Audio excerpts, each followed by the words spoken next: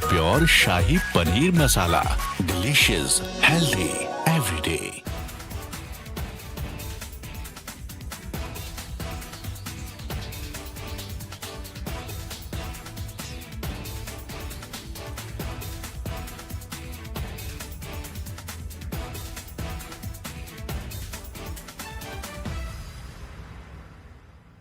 I want to start with some very disturbing pictures that have come in of a so-called right-wing leader. His name is Sushil Prajapati. He's accused of rape. After being in jail for 9 months, he gets bail, which means he's still an accused. He's an accused in a rape case. And the case goes back to 2025 when he took an LLB student to one place on the pretext of introducing her to a senior advocate. He drugged her drink and then he sexually assaulted her. He is still under trial for rape. He has not been released.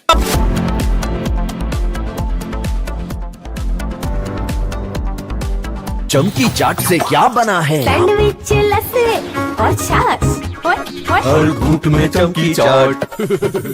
अब बताओ स्वाद आया? आया। असली स्वाद सिर्फ चमकी चाट। केसरिया से मन जोगी हुआ रे, दिल झूमे देखो मतवारा हुआ रे। केसरिया से मन जोगी हुआ। हर पल मनाओ केसरी त्योहार। विमल बोलो जुबान केसरी। आर प्योर सूजी पास्ता उबालो मिलाओ और खाओ 8 मिनट में तैयार। क्या टेस्ट है सबका राजा R pure masala. In fact, very often I believe the only way to get justice in India is a media trial. So there's no reason for the media, if it's doing a good job of a media trial, to be on the back foot. In fact, the courts should stop making these overarching remarks about media trial and contemplate about one very basic thing. With the greatest of respect to the courts, when the other institutions fail, when people get let down by the system, when even the judiciary does not seem to be listening or raising a noise about issues, like in the case of Twisha Sharma. Who does the public look to for justice, for raising their voice, for bringing something that's utterly false, illegal or wrong to public attention? It is only and only the media. And today, therefore, we are doing a media trial in this specific case, ladies and gentlemen, of Twisha. From Asia's largest news headquarters, setting the agenda for Bharat.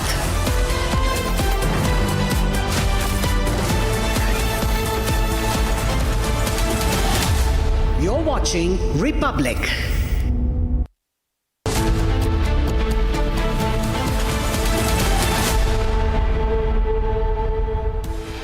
In a major breakthrough. Brought to you by Canara Bank.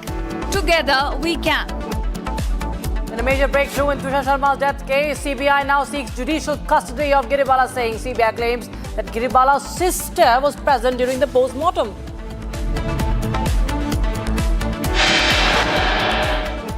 A huge disclosure made during the court hearing on Giribala's bail cancellation. State claims 7 injuries found on Twisha's body.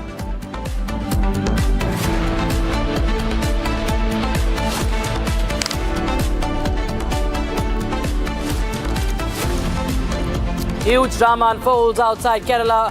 The former Chief Minister Pinarayi Vijayan's residence. CPIM workers attacked. ED officials present there to raid. ED officials present there for the raid attacked.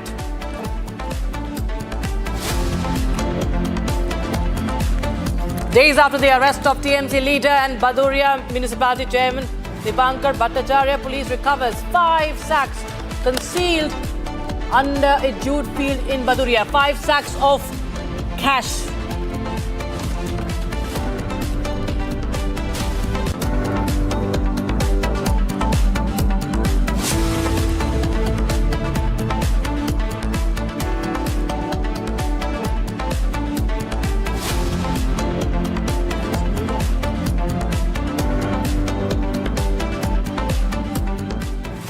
Good evening. evening, viewers. You're watching Live and Breaking, and I am Rakshita Mishra with you. Let's start with the breaking news that's coming in. CPIM workers have attacked the vehicle of the ED officials in Thiruvananthapuram. They were protesting against the central agency's searches at the 10 premises in Keralam now. The residence of former Chief Minister Pinarayi Vijayan, who is the present leader of opposition, has been raided, and the Cochin Minerals and Rutal Limited in this case. And you can see, viewers, the high drama that unfolded in Thiruvananthapuram. You can see the heavy security deployment, and you can almost see that the protesters have outnumbered the security personnel, and there was a clash, violent clash, and the car, you can see, was badly attacked, viewers. These are horrific visuals that have come in. The left workers attacking the ED officials' vehicle, and these are scenes. You can see they have even used bricks. Dangerous, very risky, and extremely violent behavior that's displayed by the left workers. Shankar is joining us on the broadcast for more. Shankar, tell us more details about what's been happening. These are really, really violent scenes that are emerging from Thiruvananthapuram today. Yes, dramatic scenes are evolving up in front of the area committee office of CPM in Thiruvananthapuram city, where we can see a large number of people are, the CPM leaders are standing right in front of the main door of the CPM area committee office, preventing the cops from entering inside to arrest the accused who attacked the vehicle, the vehicle in which the ED officials were traveling after finishing the raid. While they were coming out of Pinarayi Vijayan's house. They unleashed an attack against the vehicle, and some ED officials were injured as they used bricks, stones, and other weapons to attack the vehicle. And the front glasses, window glasses, and even the back glasses broken into pieces, and some pieces pierced into the bodies of the ED officials, and they were hospitalized. Soon, it was a major shame for the entire Kerala State Police, and these people, the CPM workers who attacked the ED officials, rushed to the CPM area committee office at Palayam in Thiruvananthapuram city. Now, the police also came behind them, but they were not allowed to enter inside the office to record their arrest. The CPM workers are standing, resisting, and defending their workers, are resisting the police action, and say the cops will not be allowed to enter inside at any cost. The CPM workers say there is no proof that it was CPM workers who unleashed the attack. Then the DCP and other cops produced some visuals which were collected from the media person and from other people who showed the visuals, collected the visuals and showed the CPM leaders the images of the people who unleashed the attack against the vehicle. Soon there was a talk with senior CPM leaders in front of the CPM area committee office, and even in the 5 rounds of talks, no consensus was reached, and the talks are still going on with the cops and the CPM officials. At any point were allowing the cops to enter inside and record the arrest. Once the arrest is made, the issue can be solved by clearing the procedures. When I spoke to the DCPs, there are 2 DCPs in Thiruvananthapuram city. They say they have to arrest because they have to follow the law and order in situation. They have to place the law and order situation under control, because a serious offense took place by unleashing an attack against Central Agency Enforcement Directorate. The law and order system has come to a fall, and they have to maintain it at any cost. And they say at any cost, even resisting the resistance of the CPM workers at the area committee office, they will go on with the arrest of these CPM workers. Now they are deploying more cops to the CPM area committee office to do an operation, to do an adventurous operation, even to record the arrest. When we spoke to the senior CPM leaders, John Britas is here, Joy is here, Prashant is here, and other senior CPM leaders are here.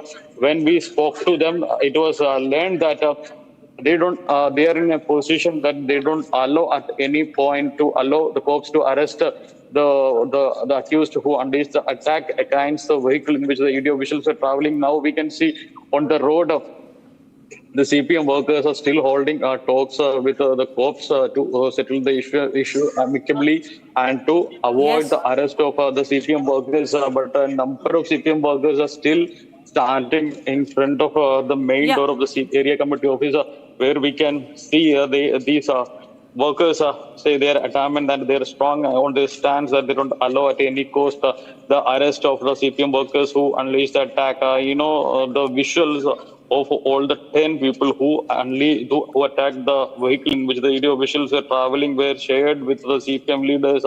And Absolutely, even it was this shared. is the action must be taken. We've seen even one of the police officers bleeding there. Thank you so much in the meantime, Shankar, for joining us. Viewers, we're shifting our focus to Assam, where the Legislative Assembly has passed the Uniform Civil Code Bill 2026. Assam has become the first state in Northeast India, the third in the country, to adopt the UCC bill. The bill was passed amid uproar from the opposition, which demands that the legislation be sent to a select committee. Viewers, so that's the breaking news we have right now. It's the third. Assam Assembly has passed the Uniform Civil Code Bill, becoming the third state after Uttarakhand and Gujarat to, in fact, pass a Uniform Civil Code Bill. And while there has been a lot of uproar from the opposition, the bill was passed today. Let's listen into what happened in the Assembly. Today, Assam Assembly adopted Uniform Civil Code. Assam will be the third state after Uttaranchal and Gujarat to have an Uniform Civil Code. We have passed the bill today. Now it will be forwarded for assent of the President of India. Once we got the assent, the bill will become act and it will be enforced in our state. I am very happy that this was our election commitment. During our election campaign, we committed to the people of Assam that if BJP comes back to power, in the very first session of Assam Assembly, we will adopt Uniform Civil Code. Today we have passed the UCC and fulfill one of our commitment during the election.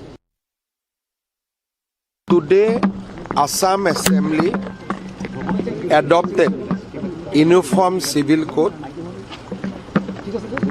Assam will be the third state after Uttaranchal and Gujarat to have an Uniform Civil Code. We have passed the bill today. Now it will be forwarded for assent of the President of India. Once we got the assent, the bill will become act and it will be enforced in our state. I am very happy that this was our election commitment. During our election campaign, we committed to the people of Assam that if BJP comes back to power, in the very first session of Assam Assembly, we will adopt Uniform Civil Code. Today we have passed the UCC and fulfill one of our commitment during the election. We are getting in the latest update from the High Court in Madhya Pradesh as the hearing is underway, and this is in connection with the Twisha Sharma death case. The latest update we have is that the Solicitor General of India, Tushar Mehta, in the court is seeking the quashing of the anticipatory bail and questioning the grounds on which it was granted to Giribala Singh, the former judge and mother-in-law of Twisha Sharma. Mehta says, and I quote, Solicitor General Mehta says, and I quote, the considerations are Giribala is 63-year-old, she lives in Bhopal, she would not run away. If these are the grounds, anticipatory bail should be granted in 90% of the cases. And press conferences are held with confidence. The press conference created a narrative and influenced the witnesses. The picture which is created is that this lady, that is Twisha, had liberal views. So the campaign, the way she was trying to weave an image, how Giribala was trying to weave an image of Twisha when she spoke to the media, has been pointed out by Solicitor General Tushar Mehta. He continues to argue that Giribala remained in the scene of the offence. It was sealed after the grant of anticipatory bail. We would like to know that what evidence were tampered with.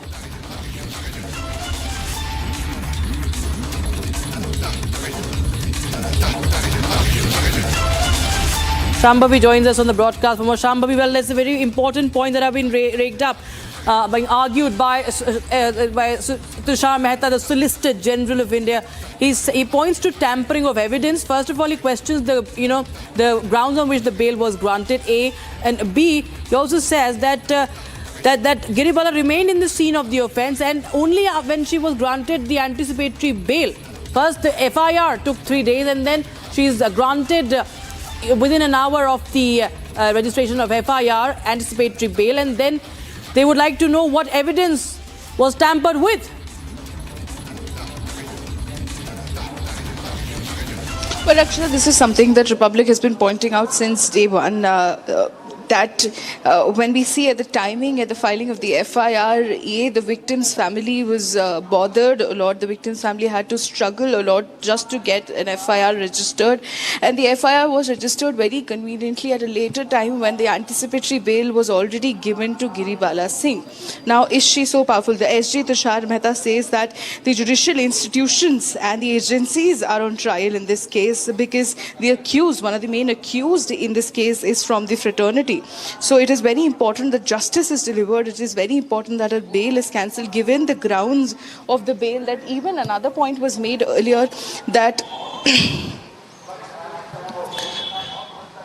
that she was issued notice thrice, but she did not join the investigation. She did not join the interrogation. And now he's making a very valid point that the Republic has been pointing out since day one of its coverage, that how is it so convenient? Is the accused so powerful that she managed to delay the FIR to a date which is later than the date of her anticipatory bail? She got anticipatory bail before the filing of the FIR. She was also, the victim's family also claims that they were repeatedly intimidated, saying that you better take your daughter's body and cremate her or we are not going to file an FIR. This was being said to the victim's family. Victim's family has spoken to the Republic about it. And such things were being done.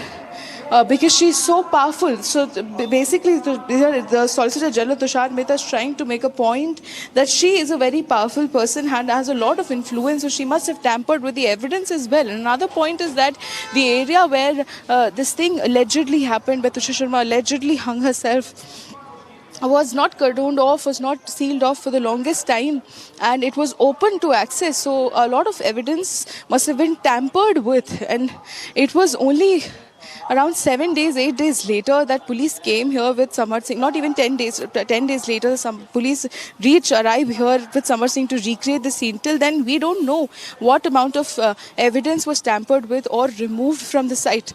And that is exactly the point that Solicitor General Tushar Mehta is making in the court right now. He asked for 5 minutes of court time to make his point. And he's making all the valid points.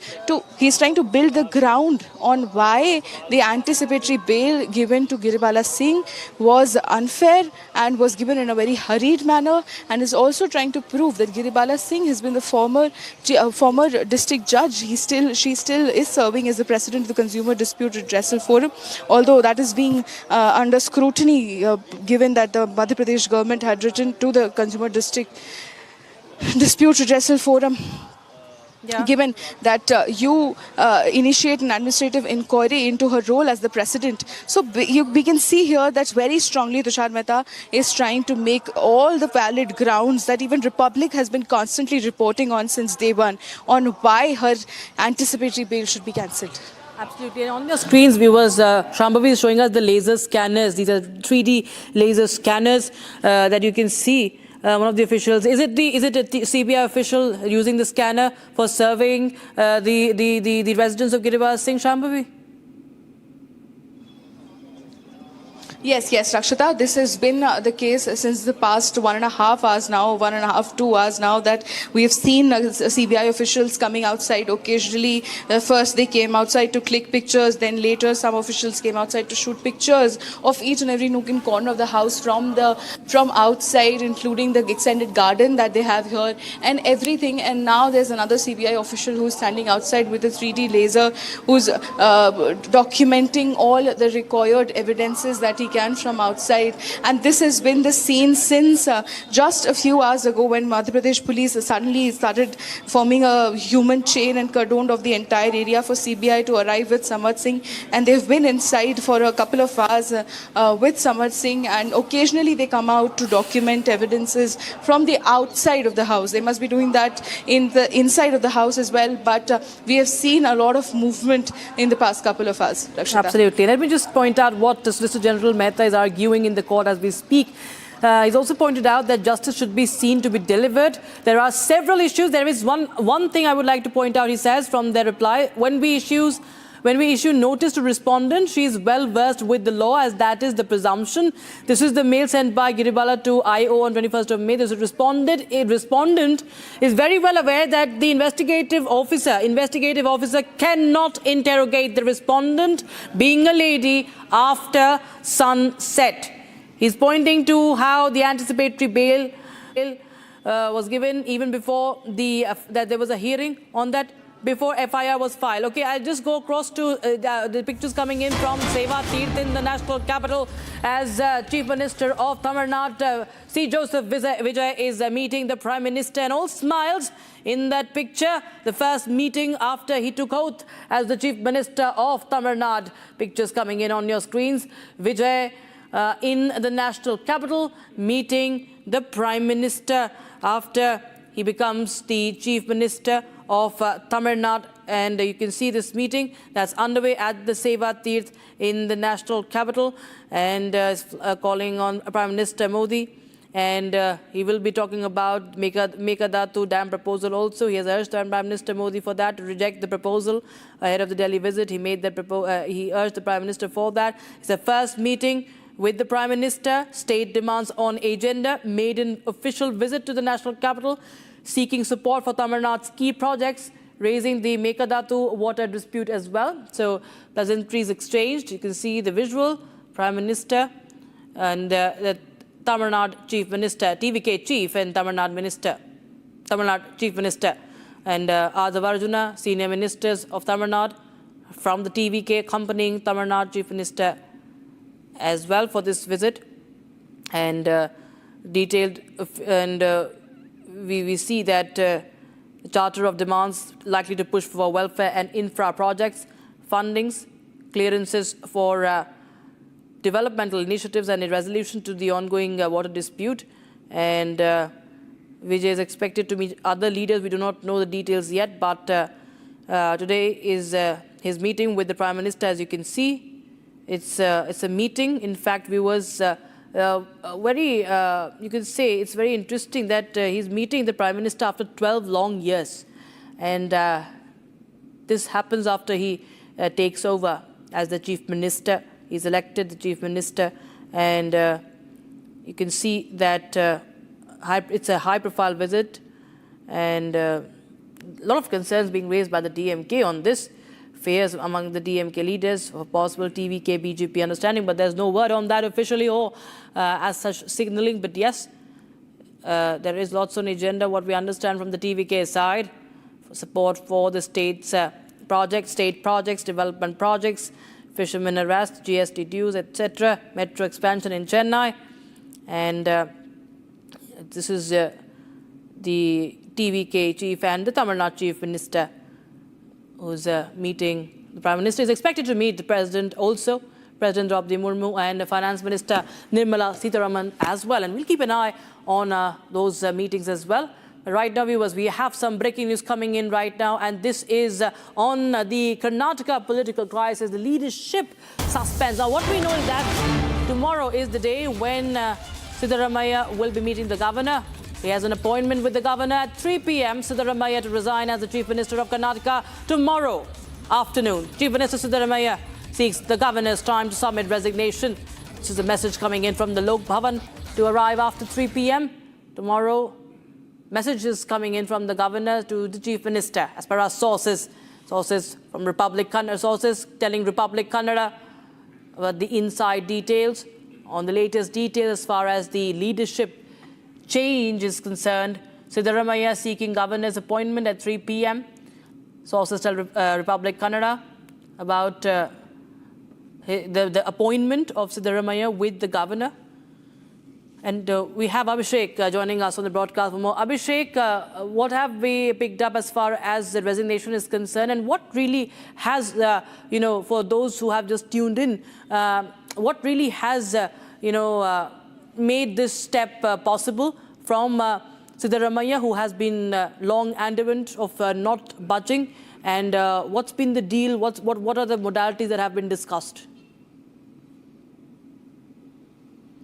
A 6-hour-long meeting which happened between Mallikarjuna Kharge, Randeep Singh Surjewala, K.C. Venugopal, Siddaramaiah, D.K. Shivkumar along with Rahul Gandhi has come up with an unknown source, or probably has didn't want to inform the media that the leadership change in Karnataka is going to happen. After the 6-hour meeting finished, K.C. Venugopal had mentioned the fact that only things related to Rajya Sabha and the Parishad of Karnataka Council had been discussed. However, the speculation should come to an end, and the news that the medias are showing is completely far away from the truth. However, the sources of D.K. Shivkumar and Siddaramaiah claim that CM Siddaramaiah is set to resign from the position of Chief Minister tomorrow, that is 28th of May. The first thing CM will be doing in the morning is host a breakfast at his official residence, Kaveri in Bengaluru, for the Cabinet of Ministers, which will also be attended by Randeep Singh Surjewala, after which he'll be holding a press meet in the same location. And after some of the conversation between the media and CM Siddaramaiah for the last time as the Chief Minister, in the capacity of the Chief Minister, he will be leaving to Lok Bhavan to submit his resignation to the Governor of Karnataka. And after which on 29th May, there will be a CLP meeting that will be held in a private hotel, which will also be attended by Randeep Singh Surjewala, where the new CLP leader will be announced by Randeep Singh Surjewala, indirectly mentioning to say that D.K. Shivkumar will be elected as the new CLP leader, which in turn means to say he will be the next Chief Minister of the state of Karnataka. Within the first week of June, be it June 1 to June 5, in between June 1 and 5, D.K. Shivkumar will be coming back to Delhi to discuss upon the new cabinet members whom he should be taking into his cabinet, and also the conditions which has to be laid down by the High Command in front of D.K. Shivkumar, and he has to follow the same. In between June 6 and 8, June 8 is supposed to be the nomination day for filing the Rajya Sabha elections, and until then there will be no changes within the government, is what the sources of D.K. Shivkumar claims at this point of time. All right. Anytime after June 9th, in between June 9 and June 15, D.K. Shivkumar is set to take the position as the Chief Minister of Karnataka. So these are the timeline of what might happen in the next couple of days. All right. Thank you so much, Abhishek. That's all the time we have in this edition, viewers. But we will continue to get you all the inside details of what's really brewing in the Congress camp, what's happening in the national capital and in Bengaluru. We get you everything. First on Republic TV, but first we have a quick break right now. On the other side, we continue to get you the details of the cashback that have been found on a Trinamool leader. And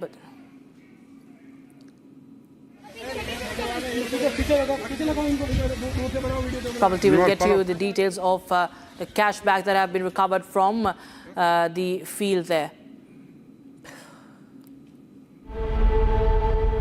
Join International Institute of Hotel Management. Call 983-10-50,000. थोड़े में ज़्यादा स्वाद ये तो है इसकी खास बात। वाओ मामा क्या स्वाद है? अरे मेरे राजा। राजा और pure masala.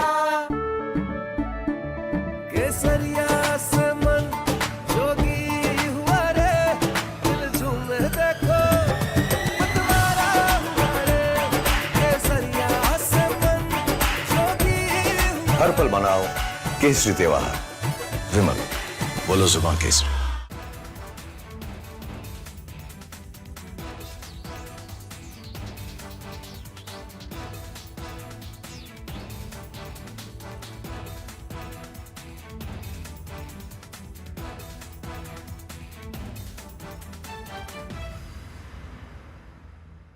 I want to start with some very disturbing pictures that have come in of a so-called right-wing leader.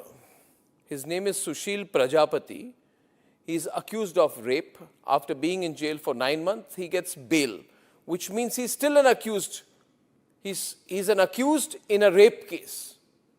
And the case goes back to 2025 when he took an LLB student to one place on the pretext of introducing her to a senior advocate. He drugged her drink and then he sexually assaulted her. He is still under trial for rape. He has not been released. But when he comes out, this rape accused, garlands are put on him as if he's some kind of a hero, as if he's achieved something great. Is a rapist to be celebrated, ladies and gentlemen? I ask you that question. And more than anyone else, I ask the right wing of this country. Very often I come on television and I say, yes, on several issues, I'm happy to be called a right-winger. But ladies and gentlemen, let me put it clearly. You cannot let a person like this man, this Sushil Prajapati, a leader of the Hindu Yuva Vahini, a local thug, a man accused of rape, you cannot celebrate his act of rape or celebrate the fact that the rapist is out on bail. If that is the message we want to send to our society, and if all the BJP leaders want to be quiet about it, I want to ask them, why are they quiet about this? Why are they quiet? In the silence of the BJP leaders, is there a tacit support to this person? Is there a feeling that anyone who wears or puts a, proclaims that he is from a so-called Hindu organization, that he will be allowed to get away with absolutely everything, including an act of rape?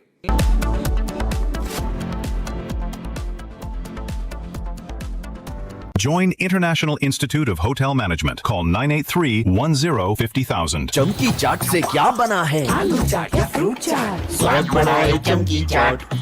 क्या बात है? स्वादिष्ट पकोड़े और बरसान, अरे चंकी चाट है इसकी जान। असली स्वाद सिर्फ चंकी चाट। रानी, इस घर में कुछ है जो टूटता नहीं। ये पिलर कभी नहीं टूटेगा। रुंगटा स्टील TMT से बना। रुंगटा नहीं तो घर स्ट्रॉन्ग नहीं। रुंगटा स्टील TMT बार एकदम solid.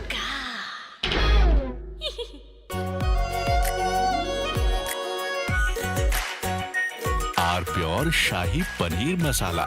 Delicious, healthy, every day. In fact, very often I believe the only way to get justice in India is a media trial. So there's no reason for the media, if it's doing a good job of a media trial, to be on the back foot. In fact, the courts should stop making these overarching remarks about media trial and contemplate about one very basic thing. With the greatest of respect to the courts, when the other institutions fail, when people get let down by the system, when even the judiciary does not seem to be listening or raising a noise about issues, like in the case of Twisha Sharma, who does the public look to for justice, for raising their voice, for bringing something that's utterly false, illegal or wrong to public attention?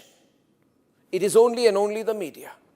And today, therefore, we are doing a media trial in this specific case, ladies and gentlemen, of Twisha Sharma, the 33-year-old daughter-in-law of an ex-judge, in a case where the ex-judge and the ex-judge's advocate's son appear to be more than involved. Ladies and gentlemen, 15 questions tonight. And if they think it's a media trial, so be it. So be it. Why did the ex-judge in the case of Twisha Sharma, neither she nor her son call a police or an ambulance? What took them 57 minutes to bring the body down? Where are the 3 men who are seen in the video dragging Twisha's body, destroying evidence? What was the police doing? Did they question the house staff? Did they question the judge? Was Twisha carrying headphones in her bag, in her hand, or a rope? Where is it now?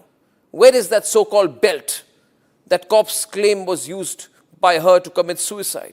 Why was it hidden?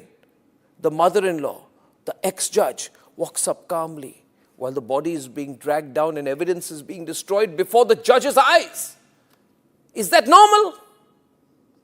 Why don't the judges raise a hue and cry about it? Why don't the appellate courts take up this case suo motu? So people don't start believing that when an ex-judge is concerned.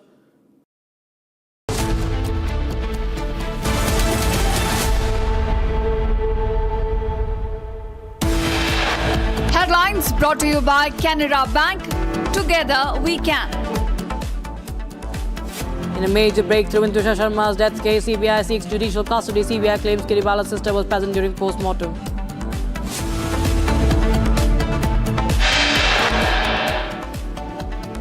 Huge disclosure made during the court hearing on Giribala's bail cancellation. State claims 7 injuries found on Twisha's body.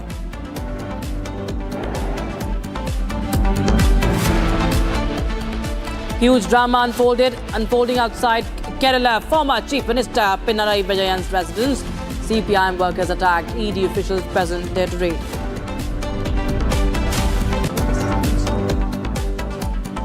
Days after the arrest of TMC leader and Baduria municipality chairman Dipankar Bhattacharya, police recovers 5 sacks concealed under a jute. 5 sacks of cash concealed under a jute field in Baduria.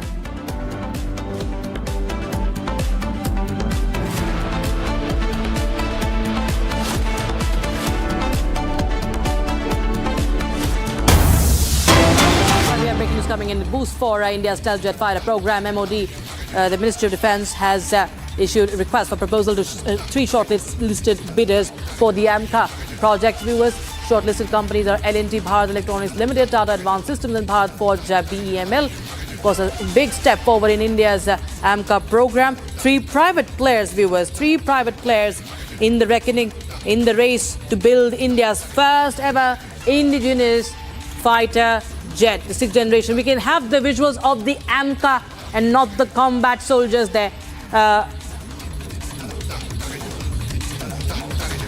All right. We will just get you more details.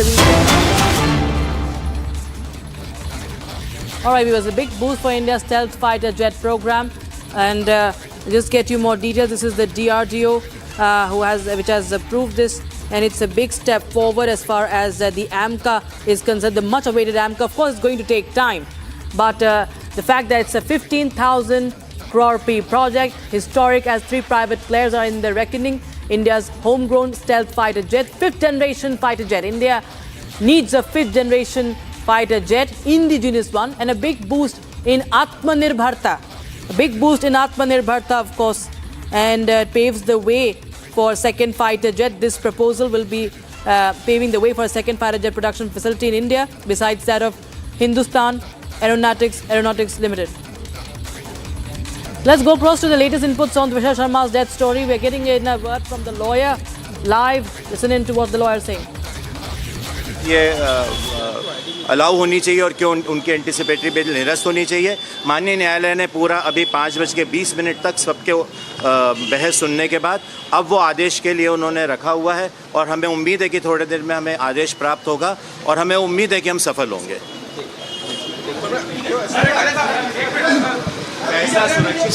फैसला लिखा जा रहा है।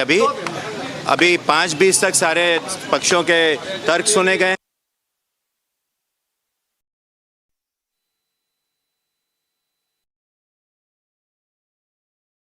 Lawyer, in fact, he's speaking to the media. He speaks about how the judgment has been reserved for now but will be out shortly. In fact, listen into what he has to say. Hearing दी और दोनों पक्षों को बहुत ही अच्छे से सुना, बहुत ही डिटेल तरीके से सुना, एक दस्तावेज का परिलक्षण किया है उन्होंने, और उसके बाद ही जजमेंट को रिजर्व पे रखा हुआ है। क्या लगता है, क्या हो गया? ये तो अब कोर्ट के ऊपर, इस पे मैं अभी कुछ नहीं कमेंट कर सकता। हमने जितनी अपनी व्हाट्सएप चैट और जितनी सारी चीज़ें जो हमने एविडेंस लगाए थे, हमने सारा कोर्ट को बताया। ये भी बताया कि कैसे 24 घंटे के भीतर जैसी FIR दर्ज होती है और उसके तुरंत बाद उनको आदेश पारित कर दिया जाता है, उनको बेल ग्रांट कर दी जाती है, और किस हिसाब से वो जो बेल मिली है उसका दुरुपयोग कर रही हैं, मीडिया कंडक्ट कर रही हैं, प्रेस कॉन्फ्रेंस कंडक्ट कर रही हैं, मैसेजेस सर्कुलेट कर रही हैं, तो किस तरीके से वो बेल की टेम्परिंग, एविडेंस के साथ टेम्परिंग कर रही हैं, और इसी बेसिस पे उनकी बेल खारिज की जाए। CBI भी इसमें इन्वॉल्व हो गई है? जी बिल्कुल। CBI ने चूंकि टेक ओवर कर लिया है, तो CBI की तरफ से भी आज उनके वकील साहब खड़े हुए थे, और CBI को भी पार्टी इसमें बना लिया गया है इस केस में। आज कोर्ट का रूप क्या है? फैसला रिजर्व रखा है? फैसला रिजर्व रखा है। CBI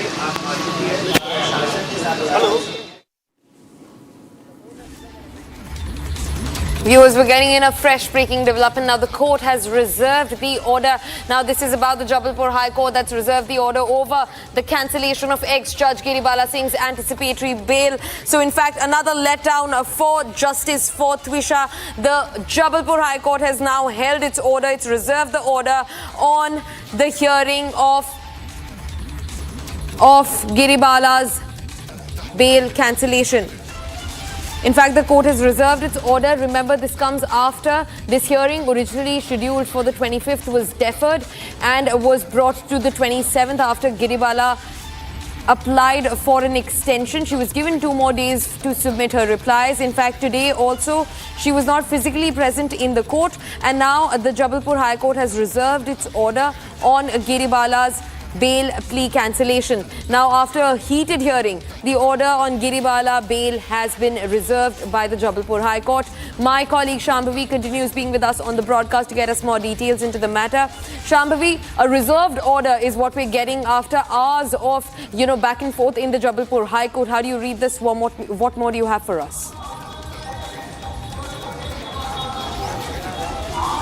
Well, definitely it's a huge letdown after first, as you've mentioned, that this hearing was scheduled for 25th of May, but then both the parties said that since the victim's side had added fresh affidavits in the case, so they were giving 2 days time to Giribala Singh to file her reply, and then the hearing was scheduled for today. And given that the entire hearing went on for Giribala Singh की जो anticipatory bell हुई थी, उसके खिलाफ 2 तरह से challenge किया गया था। एक त्विषा के परिवार की ओर से पिटीशन लगाई गई थी और एक शासन की ओर से पिटीशन लगाई गई थी। चूंकि सीबीआई ने मैटर टेक ओवर कर लिया है, इसलिए आज सीबीआई की तरफ से ये दरखास्त आई थी कि अब मैटर उसके पास है। इसलिए जो शासन की तरफ से पिटीशन लगी थी, उसमें सीबीआई का नाम अब शासन के साथ आ गया है, और जो हमने पिटीशन लगाई थी उसमें भी सीबीआई का नाम जोड़ लिया गया। तो ये दोनों आदेश माननीय न्यायालय ने दे दिए हैं, और उसके बाद लंबी सुनवाई हुई है। हम लोगों ने सारा अपना पक्ष रखा है कि क्यों वो उनको एंटीसिपेटरी बेल नहीं दी जानी चाहिए थी। शासन ने बहुत पुख्ता स्वरूप से और जितना केस डायरी में मटेरियल उपलब्ध है वो सब माननीय न्यायालय के उसमें जानकारी में वो लाए हैं कि घटना के समय से लेकर के और एंटीसिपेटरी बेल होने तक और उसके पश्चात भी क्या क्या हुआ है, क्या क्या उस वक्त तो उनकी तरफ से त्रुटियां हुई हैं गिरिबाला की तरफ से, और एंटीसिपेटरी बेल का लाभ लेने के बाद भी उन्होंने किस तरीके से एंटीसिपेटरी बेल के प्रावधान उसको ऑर्डर का मिसयूज किया है, दुरुपयोग किया है। ये सारी चीजें भी हमारे जो महाधिवक्ता महोदय एडवोकेट जनरल उन्होंने शासन की तरफ से रखी। त्विषा के परिवार से दिल्ली से वीसी पे सीनियर एडवोकेट सिद्धार्थ लूथरा जी जुड़े थे, उन्होंने बहस की, हमने बहस की, और इसके अलावा शासन की ओर से और सीबीआई की ओर से दिल्ली से सॉलिसिटर जनरल तुषार मेहता जी उपस्थित हुए थे। उन्होंने पूरा वहाँ पे विस्तार से पूरा पक्ष रखा है और ये न्यायालय को सारे तथ्य बताए हैं कि क्यों ये अलाउ होनी चाहिए और क्यों उनकी एंटीसिपेटरी बेल निरस्त होनी चाहिए। माननीय न्यायालय ने पूरा अभी 5:20 तक सबके बहस सुनने के बाद अब वो आदेश के लिए उन्होंने रखा हुआ है, और हमें उम्मीद है कि थोड़ी देर में हमें आदेश प्राप्त होगा और हमें उम्मीद है कि हम सफल होंगे।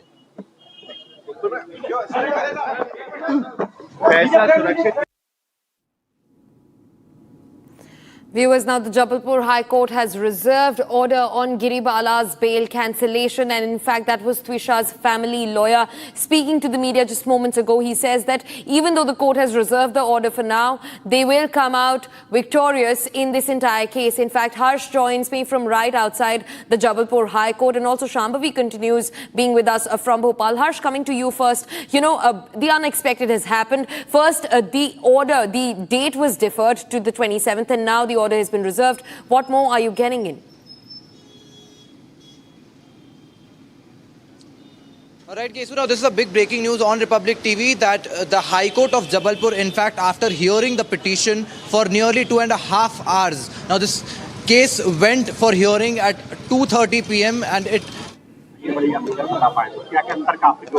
देखिए, मैं सारे तर्क तो आपको नहीं बता सकता हूँ because it's a part of अभी रिकॉर्ड है, बट ये है कि हमने सारी व्हाट्सएप चैट जो वो कर रही हैं आफ्टर बेल मिलने के बाद जो कंडीशंस का उल्लंघन कर रही हैं, जिस तरीके से मीडिया में आके स्टेटमेंट्स दे रही हैं, तो हमने वही सब चीज अपने पक्ष पे रखी कि ये इन सब चीज़ों के कारण उनकी बेल खारिज की जानी चाहिए।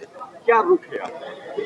अब कोर्ट ने बहुत अच्छे से सुना है, दोनों पार्टीज को अच्छे से सुना है। सीबीआई की भी अब इसमें एंट्री हो गई है, सीबीआई भी पार्टी इम्प्लीट कर ली गई है केस में, तो लगता है कोर्ट शायद हमारे पक्ष में जाए। कब तक के लिए रिजर्व रखा कुछ? ये मैं नहीं बता सकता, ये तो कोर्ट के ऊपर।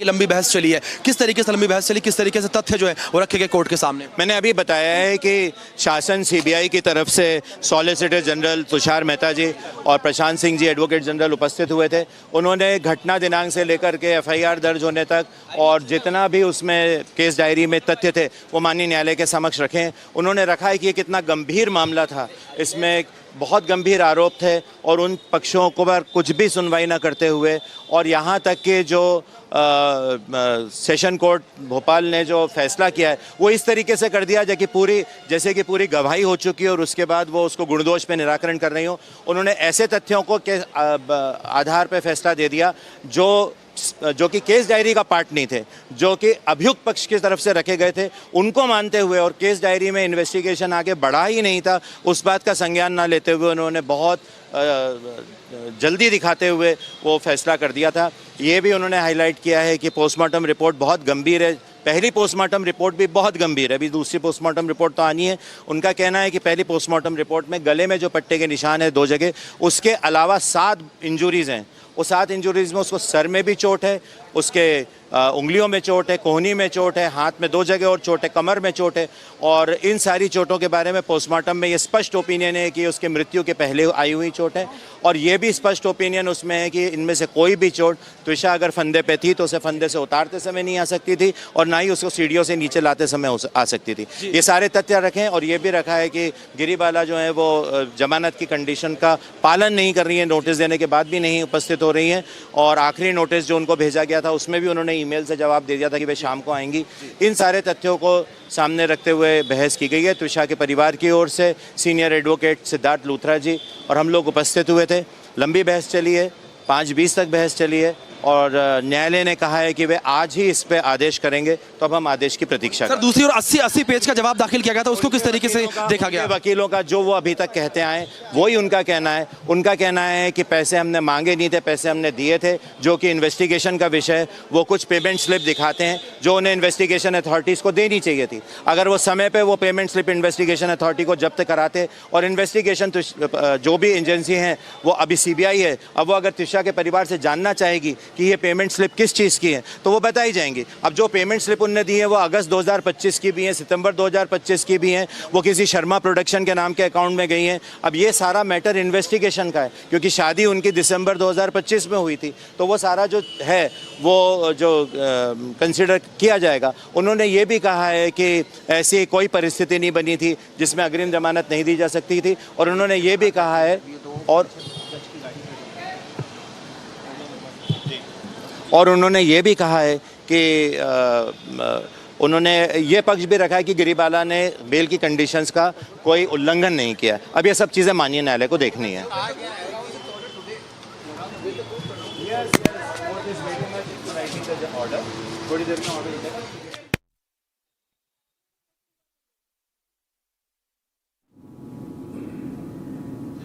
देखिए ये जो तथ्य हैं ये इन्वेस्टिगेशन एजेंसी और गिरिबाला के बीच के हैं।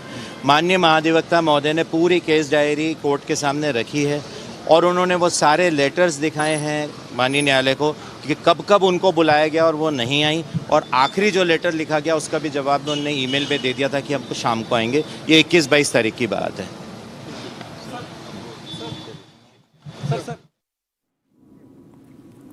Viewers, that was the lawyer, Twisha Sharma's family lawyer, who's in fact said that accused has made wild allegations against Twisha. Now remember, these are some of the arguments that are coming out from today's hearing inside the Madhya Pradesh High Court in Jabalpur. Accused, that is ex-judge Giribala, made some harassing remarks against Twisha Sharma and wild allegations were made against the deceased Twisha Sharma. This was also raked up in the court. Now in fact, the court also said that Giribala Singh ignored 3 investigations notices. This completely topples her earlier claim where she said, in fact, just today she was saying that she has cooperated with the police and the agencies in the ongoing probe. In fact, the arguments in the Madhya Pradesh High Court completely toppled that claim, saying that she failed to cooperate with the agencies and the ongoing probe. Remember, first the hearing for her case was deferred to the 27th, and now Harsh joins me live from outside the Jabalpur High Court. Harsh, what more details are you picking up? There was were several arguments that were made inside the Jabalpur High Court today. One of them also being the fact that she was maligning the victim's, in fact, image in the media and the public eye after, in fact, she was given her anticipatory bail. Harsh. Right, Gesu, now first things first, we were in fact speaking to Anurag Shrivastava, who is a lawyer representing Twisha Sharma in this matter. He says that the court is very much into writing the order at this point and the decision will be pronounced in some time now. The order has not been reserved and it will be given out in some time this evening. That is the big breaking on Republic TV. This has been confirmed by Twisha Sharma's lawyer, Anurag Shrivastava. He has in fact confirmed that the court is currently writing the order and it is expected in a short while from now. Now, this was a long hearing that began at around 2:30 p.m. in the afternoon and it concluded at around 5:20 p.m. This is somewhere around 3 hours. A big hearing, a long hearing where two separate petitions were being heard. One was filed by Twisha Sharma's family, where Navnidhi Sharma, in fact, the father of Twisha Sharma, was seeking the cancellation of the anticipatory bail that has been given to Giribala Singh. Meanwhile, on the second petition was filed by the government of Madhya Pradesh, and representing them was Solicitor General Tushar Mehta and Advocate General Prashant Singh. Both of these petitions, in fact, were heard by the Justice Dev Narayan Mishra's bench of the Jabalpur High Court. He, in fact, heard the matter for nearly 3 hours, and now a decision is awaited. They have carefully examined all the details that were presented by both the sides, and now we are awaiting a decision to be pronounced by the Jabalpur High Court in a short while from now. This is what Anurag Shrivastava has to say. He said that the court is in fact now writing the order. This was a long hearing. Two separate petitions that were seeking the cancellation of the anticipatory bail that has been given to Giribala Singh in this regard. And now we are awaiting for an order to be pronounced by the Jabalpur bench of the Madhya Pradesh High Court in some time. Gesu. Right, Harsh. In fact, also the fact that, Harsh, also speak to us about the fact that this order that's not been reserved will be out anytime soon. Can we expect, is there a timeline that can be put on it? And also Shambhavi will also join us soon from Bhopal. So we'll cut across to details coming in from Bhopal and the CBI investigation that remains ongoing as well. Harsh.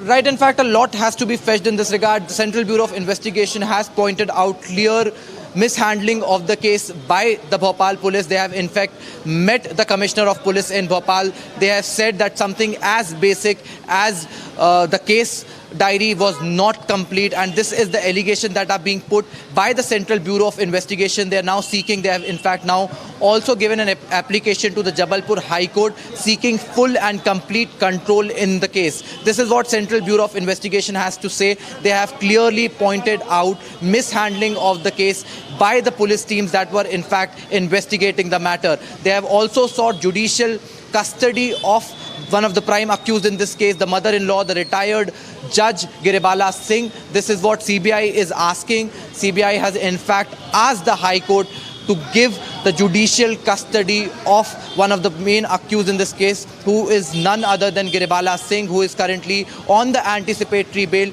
that has been given to her by a sessions court in Bhopal. Now, a lot has to be fetched, a lot has to be investigated, right, but the Central Bureau of Investigation is now pointing out the mishandling of the case that was initially with the Madhya Pradesh police, but now they are seeking a full and complete takeaway of this case. In fact, they are demanding the court to hand over the case completely to them by the Madhya Pradesh police, and a decision in this regard, in fact a decision in the regards of the cancellation of the anticipatory bail that has been given to Giribala Singh will be... Harsh, while we wait on that order that's to be out anytime soon, as per Twisha's lawyer, also it's going to come out anytime soon. We also quickly cut across to our colleague Shambhavi, who continues joining us from Bhopal. Shambhavi, speak to us about the details of how far the CBI has gone in Bhopal. Samarth Singh's cousin has just been taken out of his residence. What more can you get us? Well, while on one hand there was a detailed hearing, a very extensive detailed hearing was going on in the Madhya Pradesh High Court. There was a lot of action here at Giribala's residence, Giribala Singh's residence, and there was just a few hours ago there was a lot of police which was deployed here, and they started forming human chains, and a few moments later there was CBI who was there along with Samarth Singh, who's been brought. They are currently inside. They've been here for a couple of hours now, and they've been coming out. Officers have been coming out of the residence in time by time. Once they came out to shoot all the external parts of the house, including this section and the other extended section, which seems to be a small garden. Apart from that, then the other time the officers came out shooting and clicking pictures. Then there was a third time when the officers came out with the 3D laser machine, who were taking note of each and everything outside of the house. You can see a lot of police deployment is here. And this has been going on simultaneously when the hearing of the cancellation of anticipatory bail of Giribala Singh has been going on. Very valid points have been made from both ends. CBI is seeking judicial custody of Giribala Singh, and here CBI is here possibly interrogating Giribala Singh and Samarth Singh's elder brother Siddharth Singh. They've also Samarth Singh, the cousin brother who was seen in the CCTV footage, bringing Twisha Sharma's body downstairs in this along with two other people. Right, he was here for around an hour inside this house and just left from the house moments ago. Right, Shambhavi, thanks for getting us a lowdown of the situation. For now, viewers, it's time to slip into a short commercial break. That's all that we could wrap for you in this edition of the News Bulletin. Don't go anywhere. On the other side, we also get you the story of how the huge drama is now unfolded outside Kerala's former Chief Minister Pinarayi Vijayan's residence, and this after ED raids were being carried out against him. Getting you all the details on the other side. Stay tuned.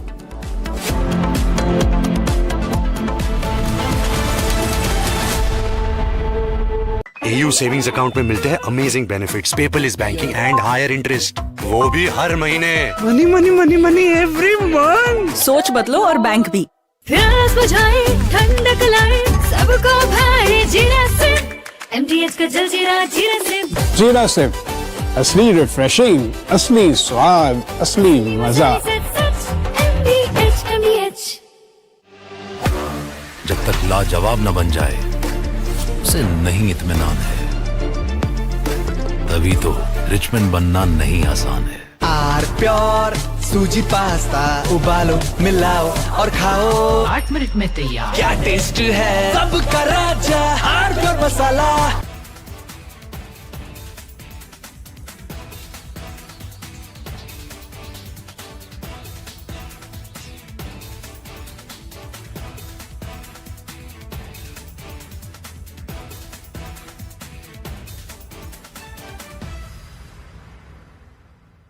I want to start with some very disturbing pictures that have come in of a so-called right-wing leader.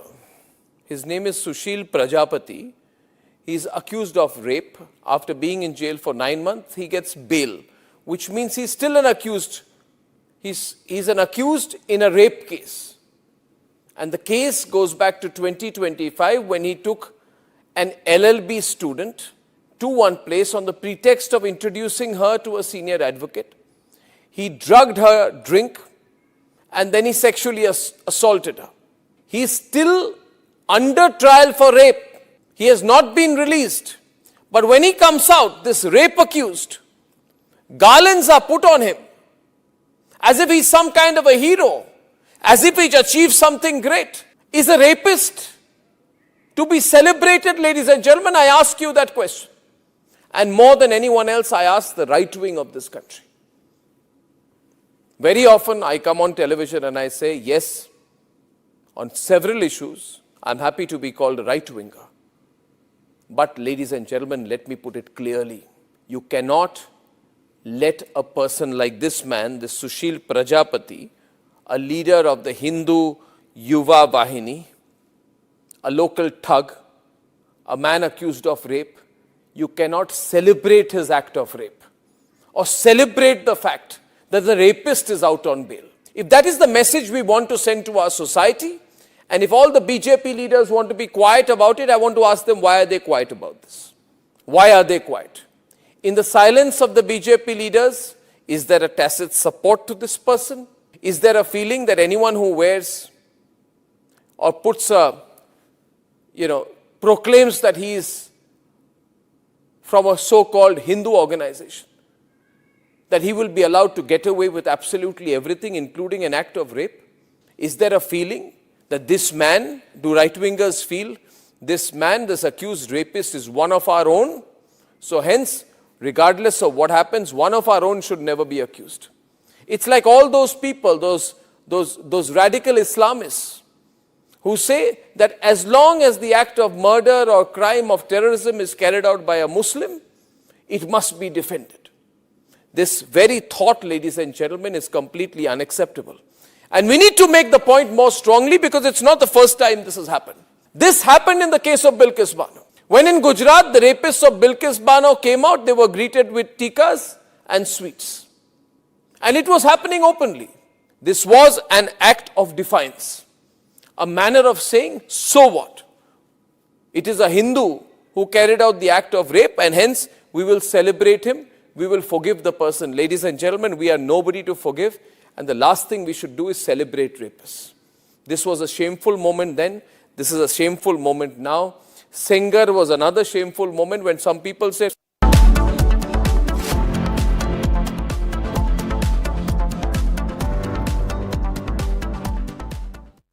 Join International Institute of Hotel Management. Call 983-10-50,000. चमकी चाट से क्या बना है? Sandwich लस्सी और छाछ हर घूंट में चमकी चाट ड्राई फ्रूट और दही बड़े चमकी चाट से स्वाद बढ़े असली स्वाद सिर्फ chunky chaat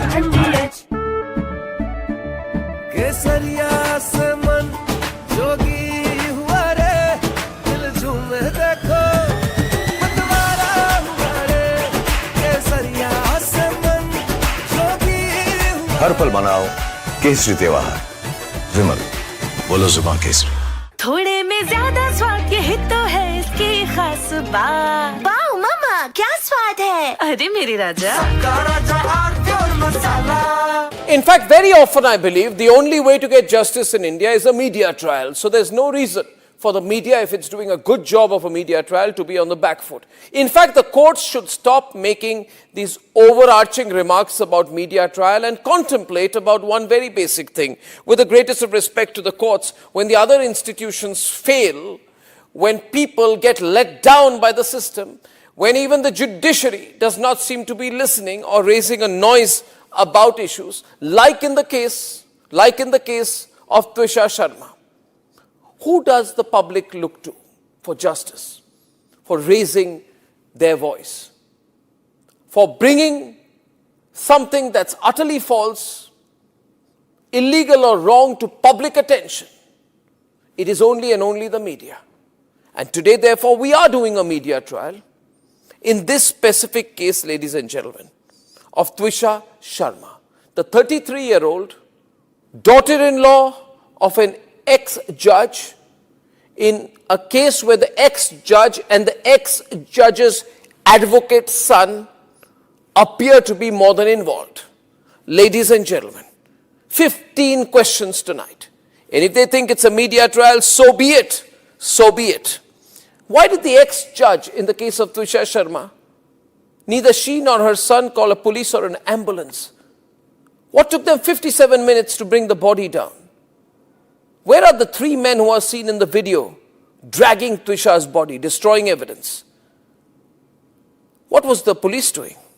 Did they question the house tie? From Asia's largest news headquarters, setting the agenda for Bharat.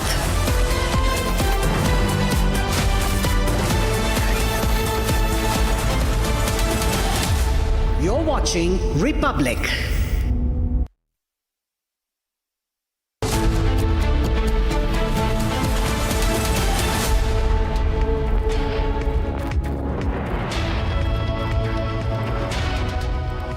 Good evening, viewers. You're watching Live and Breaking at 6 p.m. with me, Rakta Mishra. Let's get you all the top stories that we've been tracking for you, and we then get you big breaking news. Headlines brought to you by Canara Bank. Together we can.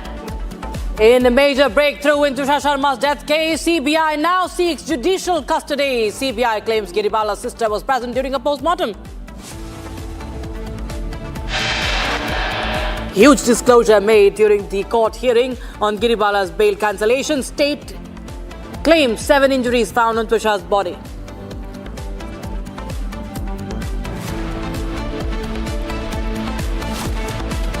Days after the arrest of TMC leader and Bhadoria municipality chairperson Dipankar Bhattacharya, police now recovers 5 sacks of cash concealed under a jute field in Bhadoria of Bengal.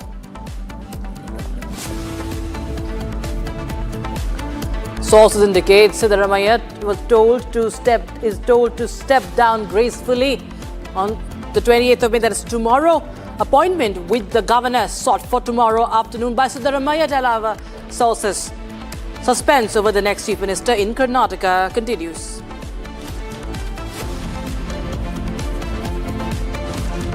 Drama unfolds outside Kerala. Former Kerala Chief Minister Pinarayi Vijayan's residence.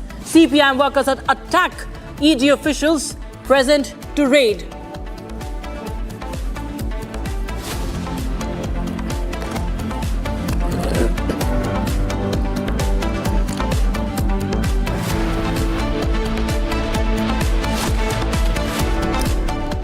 Right, we start with the big development in the Twisha Sharma death case. The CBI has now sought judicial custody and it intensifies its investigation into the case. Now, during the court proceedings today, the agency reportedly informed the court that Giribala Singh's sister was also allegedly present during the post-mortem process, raising fresh questions over the handling of evidence and procedure and how influence has been used by Giribala Singh in this investigation. Now, the latest move comes amid mounting scrutiny over the initial police investigation. In fact, breaking news tells us that that order on Giribala's bail has been reserved, and that's the big breaking news that we are starting this show with. We have Twisha's family lawyer Anurag Shrivastava also speaking to Republic TV after the order is reserved. Listen in.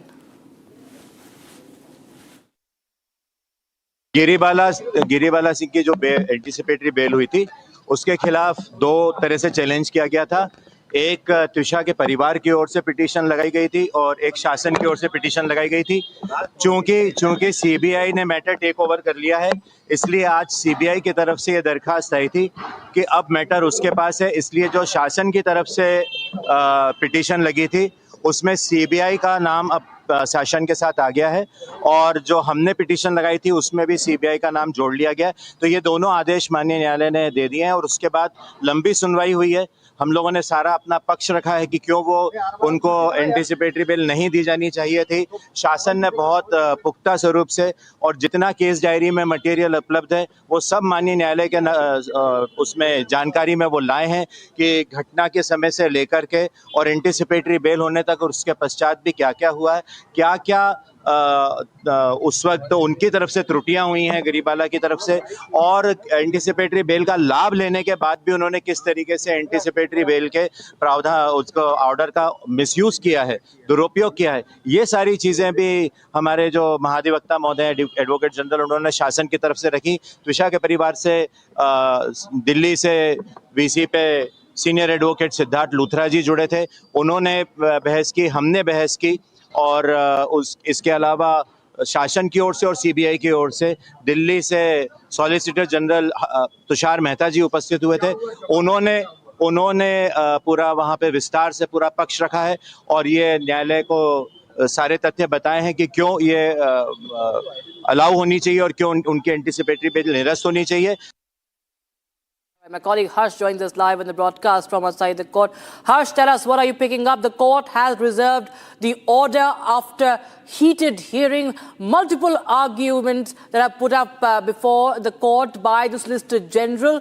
And now we understand that we are expecting the order today itself, is it? Rakshita, now it is important for our viewers to understand that this was nearly a 3-hour-long hearing where two separate petitions were being heard. The first one was filed by Twisha Sharma's family. The second one was filed by the government of Madhya Pradesh, and both of these petitions were demanding the cancellation of the anticipatory bail that has been given to Giribala Singh by a sessions court in Bhopal. However, now the High Court of Jabalpur is writing an order. In fact, this order will be delivered in a short while from now. This is what Anurag Srivastav, the lawyer who is in fact representing Twisha Sharma in this case, has said, and the order will be pronounced today itself, and it was a long hearing. Another big takeaway from this hearing today at the Jabalpur High Court is that the CBI, in fact, the Central Bureau of Investigation, has now sought the judicial custody of the prime accused in this case, Giribala Singh. CBI now seeking the judicial custody of Giribala Singh, who is currently out on an anticipatory bail that has been given to her by a sessions court in Bhopal, is another big breaking news. This is something that no one was expecting. There were initially two parties involved that was seeking the cancellation of the anticipatory bail that has been given to Giribala Singh, but now Central Bureau of Investigation comes into play. In fact, they are now asking the judicial custody of Giribala Singh. They are demanding the Jabalpur High Court to give judicial custody of Giribala Singh to them.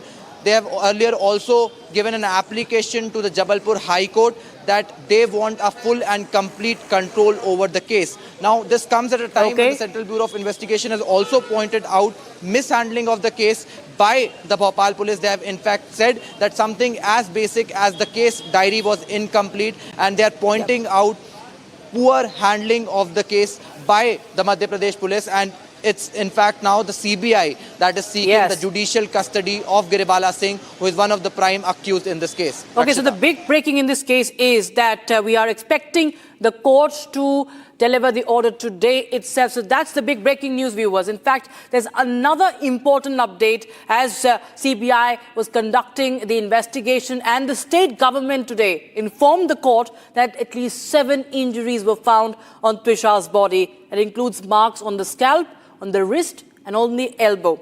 The state also claimed that the injuries were antemortem in nature and could not have occurred while bringing the body down.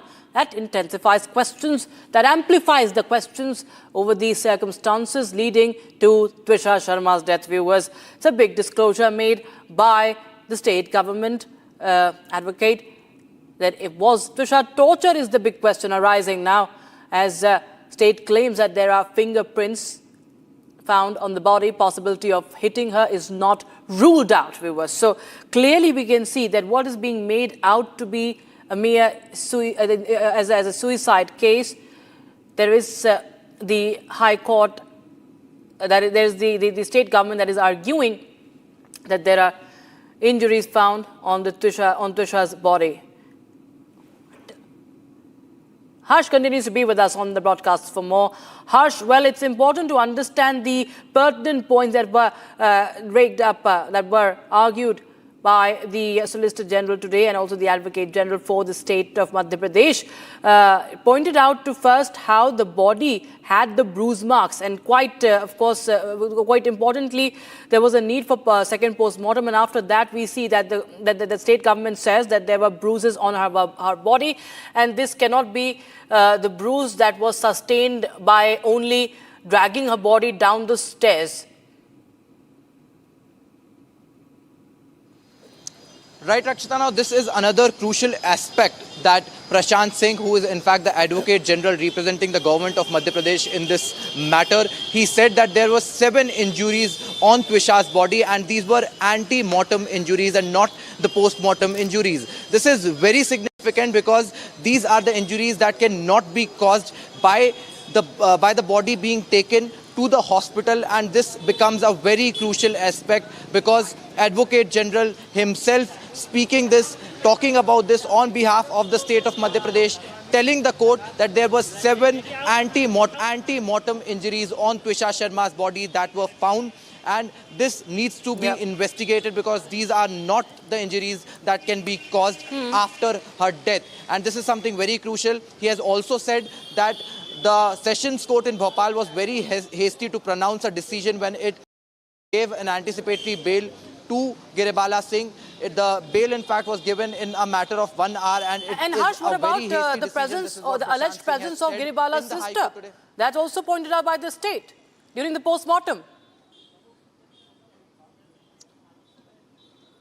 Right, Rakshita, a lot more has to be investigated and a lot has been fetched already and has been presented before the Jabalpur High Court today. And this is very crucial when Prashant Singh himself goes on to tell the court that there were 7 anti-mortem injuries on Twisha Sharma's body and that needs to be investigated. The Central Bureau of Investigation demanding the judicial custody of Giribala Singh becomes very significant.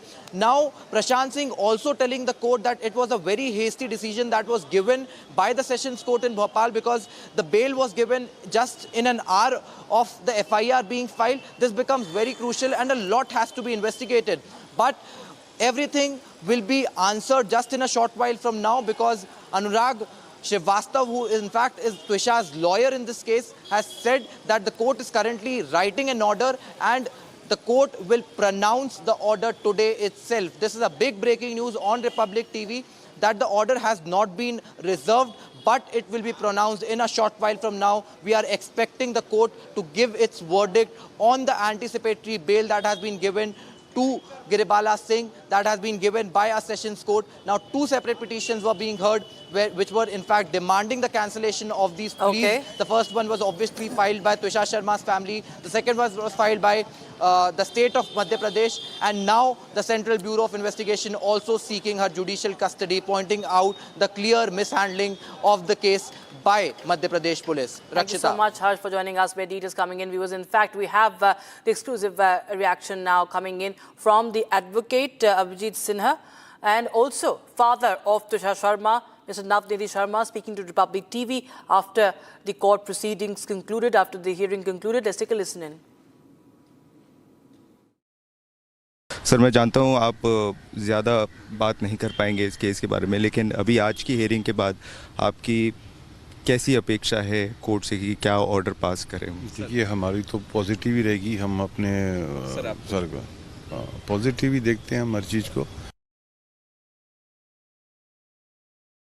Sir, मैं जानता हूँ आप ज़्यादा बात नहीं कर पाएंगे इस केस के बारे में, लेकिन अभी आज की हियरिंग के बाद आपकी कैसी अपेक्षा है कोर्ट से कि क्या ऑर्डर पास करें? देखिए, हमारी तो पॉजिटिव ही रहेगी। हम अपने सर को पॉजिटिव ही देखते हैं हम हर चीज़ को। सर, मैं जानता हूँ आप ज़्यादा बात नहीं कर पाएंगे इस केस के बारे में, लेकिन अभी आज की हियरिंग के बाद आपकी कैसी अपेक्षा है कोर्ट से कि क्या ऑर्डर पास करें? देखिए, हमारी तो पॉजिटिव ही रहेगी। हम अपने सर को पॉजिटिव ही देखते हैं हम हर चीज़ को। All right, viewers. So that was Navnidhi Sharma, of course, as the Supreme Court had requested the family to not talk about this case.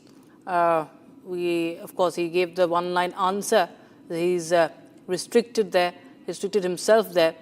And viewers, we continue to get you the latest updates as the court order is awaited. We understand that the judge is right now dictating the order, and we'll tell you more about that, viewers. But we right now are going to shift our focus to the other stories that we are tracking for you on Republic TV. Days after the arrest of Trinamool Congress leader and Baduria municipality chairperson Dipankar Bhattacharya, the probe has now uncovered another big recovery. Cash has been recovered. Sacks of cash has been recovered in West Bengal farm. Police have recovered 5 sacks with cash allegedly hidden under a jute field in Baduria. This recovery is coming amid an ongoing investigation into alleged corruption and illegal storage that's linked to the TMC leader. You can see we have pointed that out with the numbers. We've numbered it, the sacks that have been recovered, and it's a large number, huge sacks. There have been multiple sacks that have been, at least 5 of them have been recovered by the police, as you can see. So there is a fresh update in that case. All right, viewers, now let's quick update on what's happening in Karnataka Congress and the government. Is there going to be a change? Well, suspense does continue, but what sources are indicating to Republic TV is that the Chief Minister, Siddaramaiah, may step down gracefully, or has been asked to step down gracefully on the 28th of May amid ongoing leadership discussions within the Congress. Now, sources are saying that an appointment with the governor is likely to take place, is sought for tomorrow afternoon, fueling speculations over a possible transition of power. And with celebrations already breaking out in parts of Karnataka over DK Shivakumar's supporters, of course, celebrating already over his possible elevation, all eyes are now on Siddaramaia's next move. So we just break down the compromise formula for you viewers. There have been hectic parleys, there are back-to-back meetings that have taken place in the national capital in Bengaluru. And what really happens, viewers? What could have been the deal for Siddaramaiah? What has the High Command offered there? That is, of course, interesting to understand, and we are putting that out on your screens, the compromise formula. DK Shivakumar's brother, DK Suresh, could get a Rajya Sabha ticket. Siddaramaiah has demanded that Satish Jarkioli, who's his aide, could be the Karnataka Pradesh Congress Committee chief. And if you talk about what really happens, Siddaramaiah being a very popular Ahinda leader and a mass leader, there is a Delhi outreach perhaps that could not strike the chord for him. We've had DK Shivakumar maintaining his message discipline publicly. Siddaramaiah relied perhaps too heavily on the state level strength and underestimated the internal churn, which was going on for a long, long time, viewers. The 2.5-year formula was in fact being ascertained and talked about right after the elections, when Congress won the elections in Karnataka. Talk about Shivakumar, the camp has been focusing on the relationship building, and for Siddaramaiah, the counter mobilization have been slow. It seems that perhaps he did not see it coming. And my colleague Abhishek is joining us on the broadcast for more. Abhishek, first of all, tell us what's really happening as far as the sources are concerned. They're telling us that tomorrow, 3 p.m., an appointment has been sought with the governor. Siddaramaiah might step down. And also, what could be the formula if at all this leadership transition is really, really happening? Chief Minister Siddaramaiah has invited the Cabinet of Ministers to his official residence, Kaveri, which is located in Bengaluru, for a breakfast in which he is going to intimate what happened in the 6-hour meeting which was held at Indira Bhavan in New Delhi. And also it is expected that he has sought the time of the governor, which is around 3 p.m. He might go to the Lok Bhavan to submit his resignation officially, after which the CLP meeting is going to happen on the 29th of this month, where Randeep Singh Surjewala might announce the CLP leader and the Chief Minister candidate as DK Shivakumar. And within the first week of June, we are expecting that DK Shivakumar will be called again to Delhi to have a conversation with the High Command, and there will be some of the rules and regulations which will be laid down in front of him, which he will have to follow. And also, he might be given a choice to select the new set of cabinet ministers in his cabinet, and also there will be a clarity which will be given to him if there is going to be any ministers who will be continuing from Siddaramaiah's cabinet as well. And also there will be a clarity if the more number of Deputy Chief Minister post will be created. And on June 8th, the nomination of Rajya Sabha elections will be completed, after which DCM DK Shivakumar will be swearing in as the Chief Minister of Karnataka in the second week of June, in any time in between 9 and 15th of July is what the sources claim as of now. And in various other occasions, we try to have a conversation with DK Shivakumar. We try to make sure that he talks to the media, but he's clearly maintaining the distance from the media. He is only folding his hands. He is only keeping his mouth numb and is not talking to the media at all. He also mentioned, when we tried to question him at his personal residence in New Delhi, he mentioned that he will be going to Mallikarjuna Kharge's house, but we are located at Mallikarjuna Kharge's house, and it is a clear indication that DK Shivakumar has not yet reached Mallikarjuna Kharge's house, and it is clearly showing that DK Shivakumar is trying to avoid the attention of media at this point of hour, because he doesn't want anything to crumble up at this point of time, and he wants to make sure that the transition happens swiftly. And we are also expecting there might be some of the backlashes on CM Siddaramaiah, removal of CM Siddaramaiah from the chair of Chief Minister. Okay. And we are awaiting the response of Randeep Singh Surjewala along with the CM Siddaramaiah and DK Shivakumar. Many thanks, Abhishek, for joining us with details coming in on the crisis in Karnataka. But let's shift our focus to the neighbouring state, viewers, that is Kerala. Now, the massive drama erupted in Kerala after the enforcement directorate officials were attacked by the CPIM workers outside former Chief Minister of Kerala, Pinarayi Vijayan's residence in Thiruvananthapuram. Now, the 7 CPIM workers have been taken into custody after they attacked the ED officials' vehicle, and even the security officials, the cops were also attacked after the raid was conducted by the ED at the residence of Pinarayi Vijayan. Viewers, you can see on your screens the visuals that speak for themselves. The violence that took place. Shankar joins us on the broadcast. Shankar, we understand that at least 7 workers have been taken into in custody. 6 DYFI members have also been taken into custody. Yes, the day was the day has caused much embarrassment to the state police. You know, in the morning after the ED raid, when the officials came out, the vehicle in which they were traveling was attacked by the DYFI, CPM, and SFI members. You know, it could have been avoided as a large number of police personnel were deployed right in front of the house of Pinarayi Vijayan, where the ED was holding raid. But evading all security arrangements, the protesters could reach the vehicle of ED and could attack them so brutally using bricks, stones, and other weapons. You know, these ED officials, there was a woman inside the car and 3 others. They all were injured in the attack. As the broken glass pieces pierced into their bodies, and later they were hospitalized and police registered a case. And the drama later developed was in the arrest of the accused. You know, the ED officials, the police could not arrest the accused despite passing hours as they were hiding inside the CPM area committee office at Palayam. And later, after hours of drama, they came out of the office and surrendered before the police. You know, the CPM was trying its level best to avoid the police entering the CPM office and arresting the accused. To avoid this, they held a round of a number of talks. A number of rounds of talks with the cops, and finally the accused came out of the office and surrendered before the cops. As many All right, Shankar, thank you so much. I have to interrupt you there because we have to submit to a very, very short commercial break, viewers, but we'll be right back with more updates coming in on that story and much more. The court order awaited today in the case of Giribala Singh's anticipatory bail. CBI has sought judicial custody of Giribala Singh.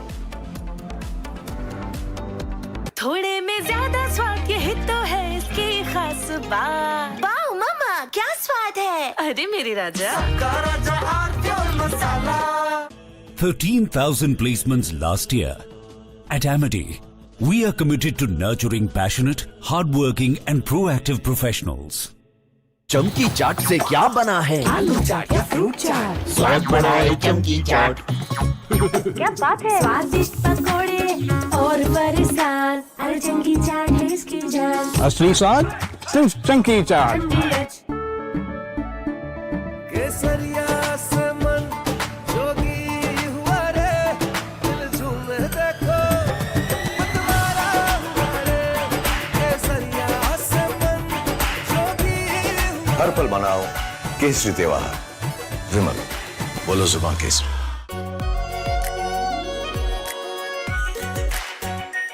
Our pure Shahi Paneer Masala. Delicious, healthy, every day. AU savings account में मिलते हैं amazing benefits, paperless banking and higher interest, वो भी हर महीने। Money money money money every month. सोच बदलो और बैंक भी। प्यास बुझाए, ठंडक लाए, सबको भाई जीरा सिंह। MDH का जलजीरा जीरा सिंह। जीरा सिर्फ असली रिफ्रेशिंग, असली स्वाद, असली मजा। MDH।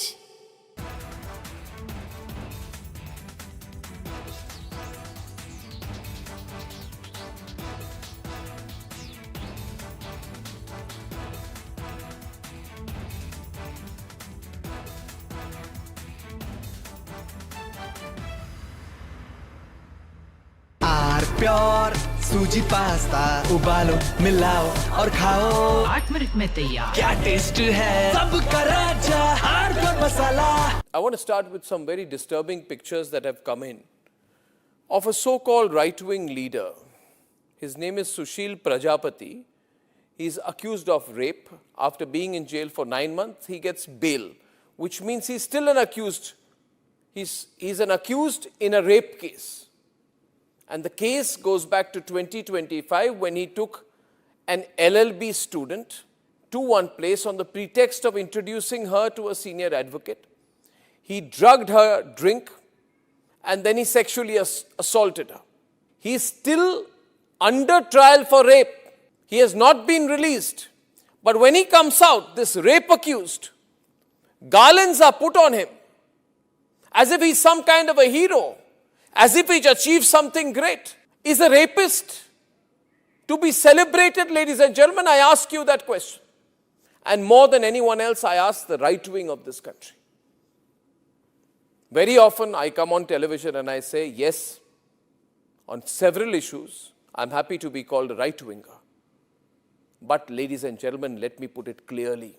You cannot let a person like this man, this Sushil Prajapati, a leader of the Hindu Yuva Vahini, a local thug, a man accused of rape, you cannot celebrate his act of rape or celebrate the fact that the rapist is out on bail. If that is the message we want to send to our society, and if all the BJP leaders want to be quiet about it, I want to ask them, why are they quiet about this? Why are they quiet? In the silence of the BJP leaders, is there a tacit support to this person? Is there a feeling that anyone who wears or puts a, proclaims that he is from a so-called Hindu organization, that he will be allowed to get away with absolutely everything, including an act of rape? Is there a feeling that this man, do right-wingers feel, this man, this accused rapist is one of our own? So hence, regardless of what happens, one of our own should never be accused. It's like all those people, those radical Islamists who say that as long as the act of murder or crime of terrorism is carried out by a Muslim, it must be defended. This very thought, ladies and gentlemen, is completely unacceptable. And we need to make the point more strongly because it's not the first time this has happened. This happened in the case of Bilkis Banu. When in Gujarat, the rapists of Bilkis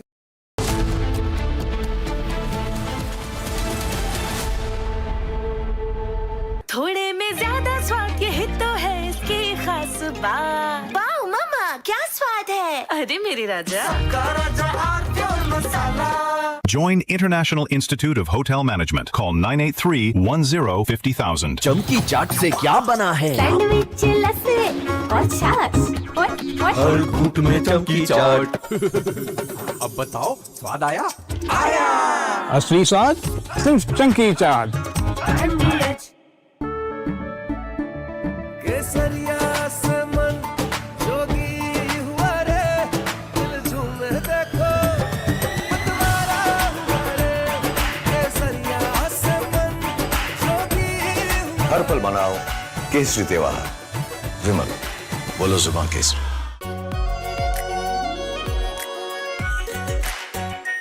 are pure shahi paneer masala, delicious, healthy everyday. Rani, इस घर में कुछ है जो टूटता नहीं। ये pillar कभी नहीं टूटेगा। रुंगटा स्टील टीएमटी से बना। रुंगटा नहीं तो घर स्ट्रॉन्ग नहीं। रुंगटा स्टील टीएमटी बार एकदम सॉलिड। चमकी चाट से क्या बना है? सैंडविच, लस्सी और छाछ। हर घूंट में चमकी चाट।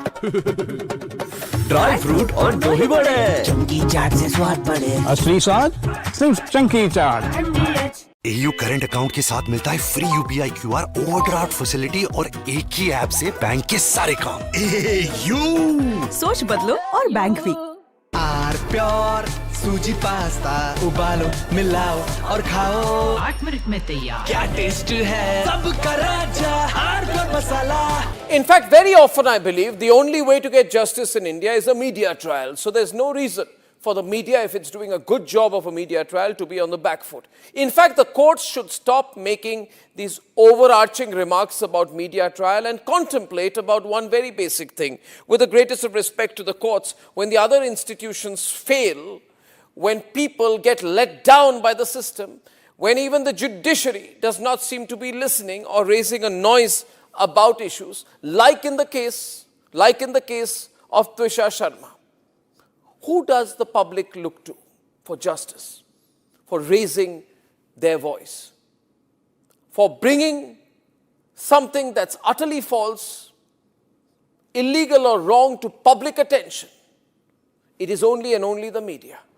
And today, therefore, we are doing a media trial in this specific case, ladies and gentlemen, of Twisha Sharma, the 33-year-old daughter-in-law of an ex-judge, in a case where the ex-judge and the ex-judge's advocate's son appear to be more than involved. Ladies and gentlemen, 15 questions tonight. And if they think it's a media trial, so be it. So be it.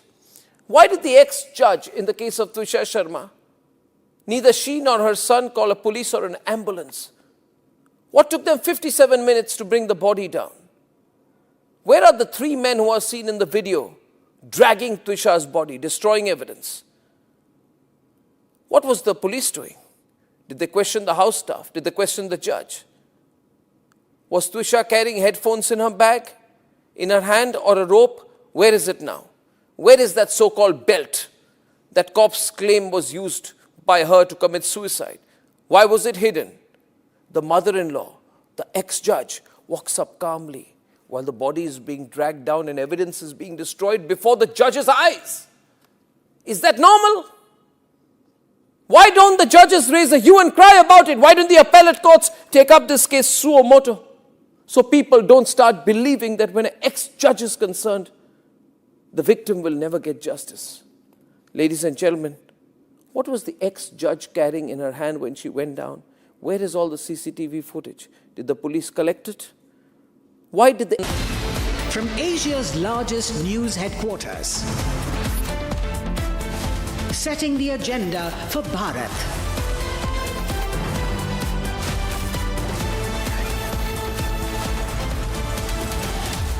You're watching Republic.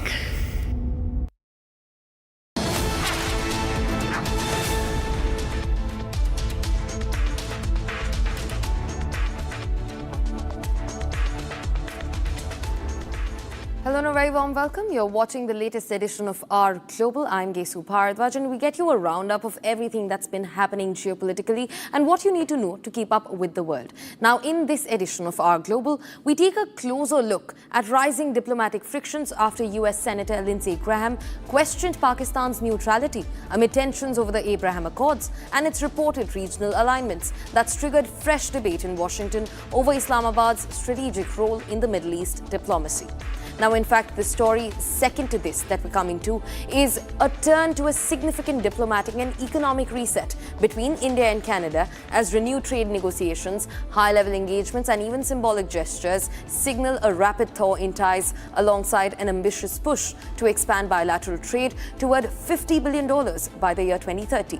Now, in fact, the third story that we have for you is NASA has now unveiled a major step towards establishing a permanent human base on the moon. This awards key contracts for landers, rovers, and even drones as part of its Artemis-led roadmap to build a long-term lunar presence near the South Pole and advance future missions to Mars. In fact, the fourth story that we're looking at in this evening, in this session, is going to be, we take a major look to the demographic concern that's emerging from the United Kingdom, where birth rates have fallen to a 50-year low amid rising costs and shifting population trends. This also highlights broader global fertility declines and India's relative demographic advantage even in this day and age.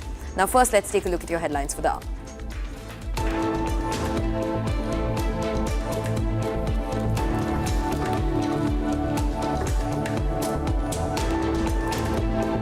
Pakistan's role in Middle East diplomacy is under fresh scrutiny after US Senator Lindsey Graham questioned Islamabad's neutrality over its Iran ties and anti-Israel stance.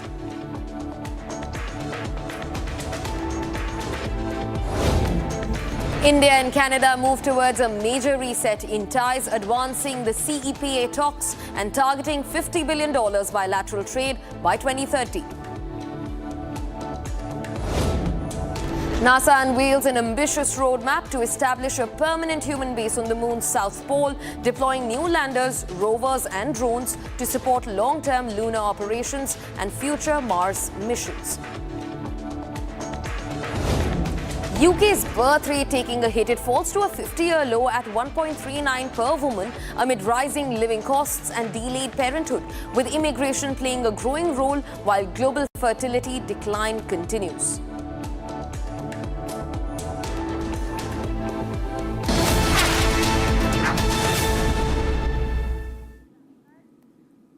viewers, now, a sharp remark has come in from the top US Senator Lindsey Graham. That's now put Pakistan under a fresh global scrutiny as the Republican senator openly questioned Pakistan's credibility as a possible mediator between the United States and Iran.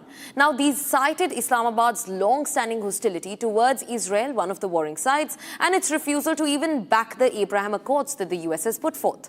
Now, the remarks come after Pakistan's Defense Minister Khwaja Asif rejected any possibility of joining the Abraham Accords, calling such a move against Pakistan's core ideology. Here's a report that gets you all the details. Pakistan's role in the fast-changing Middle East diplomacy is now facing sharp criticism from within the US. Senior Republican Senator Graham has openly questioned Islamabad's credibility as a possible mediator between Washington and Tehran. In a post on X, Graham said Pakistan's hostility towards Israel has been visible for years, making its role in any Iran-related negotiation deeply problematic.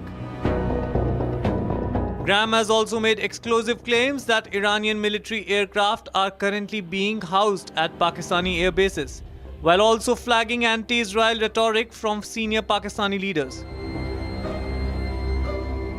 The remarks came after Pakistan's Defense Minister Khwaja Asif rejected the idea of joining the Abraham Accords, saying Pakistan would never support any agreement that goes against its ideology. The Abraham Accords, brokered by the Trump administration in 2020, normalized ties between Israel and several Arab nations. Recently, President Trump urged multiple Muslim-majority countries, including Pakistan, Saudi, Qatar, and Turkey, to join the Abraham Accords as part of the larger regional peace push linked to the ongoing Iran talks. But Pakistan's refusal, combined with growing concerns over its Iran links, has now triggered tough questions in Washington over Islamabad's strategic intentions in the region. With tensions continuing in West Asia, Graham's remarks have once again put Pakistan's diplomatic balancing act under the global spotlight. Now, our defense expert, retired Major Samarth Singh, joins us on the broadcast to get us more details into what this looks like. Now, Major Singh, you know, already it was being highlighted by Republic, and it was well known publicly that Pakistan could not have played mediator. It's not a neutral party at all. They also have a defense pact with Saudi. But now that Lindsey Graham has put more light onto it, where do you see Pakistan's mediation role going next? Pakistan has always been on the wrong foot from the beginning. First, there was a confusion whether the ceasefire deal along with Iran, does it include Lebanon or not? Yeah. So Americans had their doubts regarding this initially. Yeah. Then on the 12th of April, 2 C-130 aircrafts of Iran Air Force were, they landed in the Pakistan airbase and, they sheltered these two aircrafts. And, when you are a mediator, you have to take a neutral stance. You cannot facilitate or help them militarily or do any such thing which can hamper either of the parties' decision-making in the negotiations. Yeah. So Pakistan has badly faltered in that. And Americans, Lindsey Graham has even questioned it before. President Trump also has questioned it before once. And now it's coming into the, foray that, you see, what Khwaja, so that shows the subconscious mind or the prejudice mindset of the Pakistanis. And then there is a link of the Shia link with Asim Munir. His wife is a Shia. And they do have relatives and connections with the top brass, the Shia political brass in Iran. So that is one of the major reasons that, Asim Munir has been involved in the negotiations. Secondly, why is Pakistan desperate for a peace deal? It is Pakistan which requires peace. It is not that Iran is desperate for peace. Iran is in a strong position at the moment. It is not America which is actually, pressurizing for peace. Even the Americans are good to go, against the Iranians at the moment.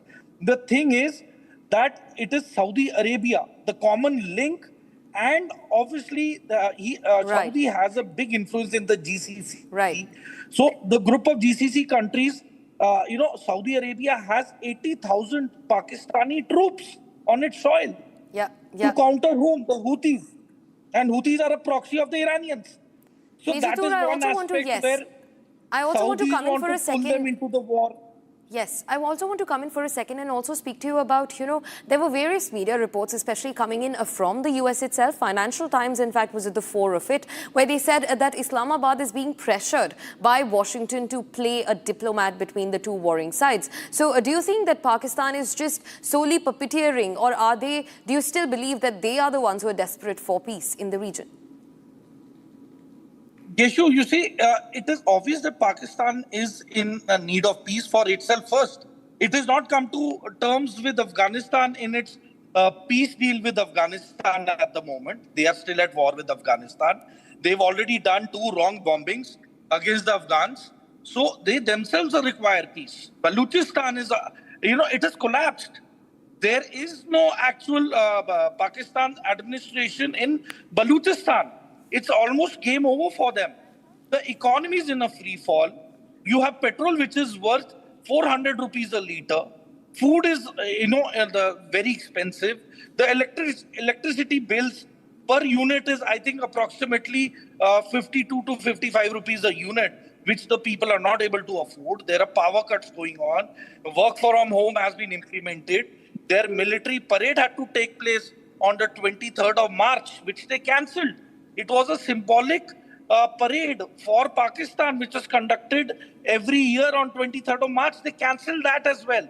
So you see the economical implications which have taken place against the Pakistanis. Then I really do not know with what face Shehbaz Sharif and Asim Munir went to Trump to offer the rare earth metals, and even to an extent by claiming that they have oil to offer. Yeah. So all this farce and lies is coming out. It is coming to realization to Lindsey Graham, who was first initially very much in favor of Pakistan, but now they know that actually Pakistan is the one which has the blood of American soldiers on its hands, courtesy ISI. They have been fooling the Americans all along, and it is Pakistan which has had a major hand in the loss of war in Afghanistan, that the Americans have to go back. So the Americans have started realizing the, telltale signs, connecting the dots. So it has come to realization now to the Americans that Pakistan is a doubtful partner. You cannot be, totally dependent on Pakistan anymore. It is playing on both the sides. The Chinese, and it is favoring Iran. It wants to also not go to war. It is trying to broker peace, which is not a possibility. And eventually, now it is inclined towards China. Their ministers are sitting in China. Yes. Thanks very much for getting us a lowdown, Major Tur. In fact, the key takeaway from the conversation would be that Pakistan is not, and was not even the last 2 times, able to trod the bridge of mediation carefully enough. But for now, viewers, shifting focus to what we're tracking other than this on our Global Today. Now, from frozen diplomacy to even fast-tracked economic engagement, India and Canada appear to be turning to a critical corner in their relationship. Now, Commerce Minister Piyush Goyal's 3-day visit to Canada combined strategic trade talks with powerful symbolism, including a tribute at the Kanishka Memorial for victims of the Air India Flight 182 bombing. Now, with both sides pushing to conclude a comprehensive economic partnership agreement and even targeting a massive jump in bilateral trade from a previous $8.5 billion to now a $50 billion push by 2030, the visit signals far more than just business diplomacy. Here's a report of the 2 nations coming together once again after ties were frozen for yesteryears.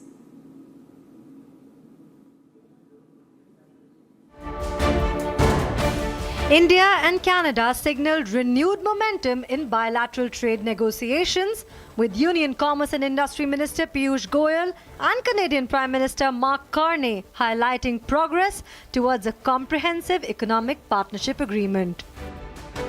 This was not a mere trade mission.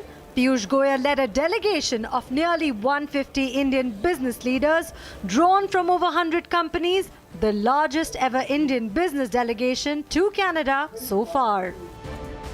The visit began not in a boardroom but at the memorial. he paid tribute at the Kanishka Memorial at Humber Bay Park, standing in quiet remembrance of the victims of the Air India Flight 182 bombing. The moment carried enormous symbolic weight. An Indian minister standing at a memorial for a Khalistani-linked terror attack on Canadian soil at a time when both nations are actively rebuilding trust. On the business front, the ambition is staggering. The goal is to vault bilateral trade from a modest $8.5 billion to a $50 billion by 2030.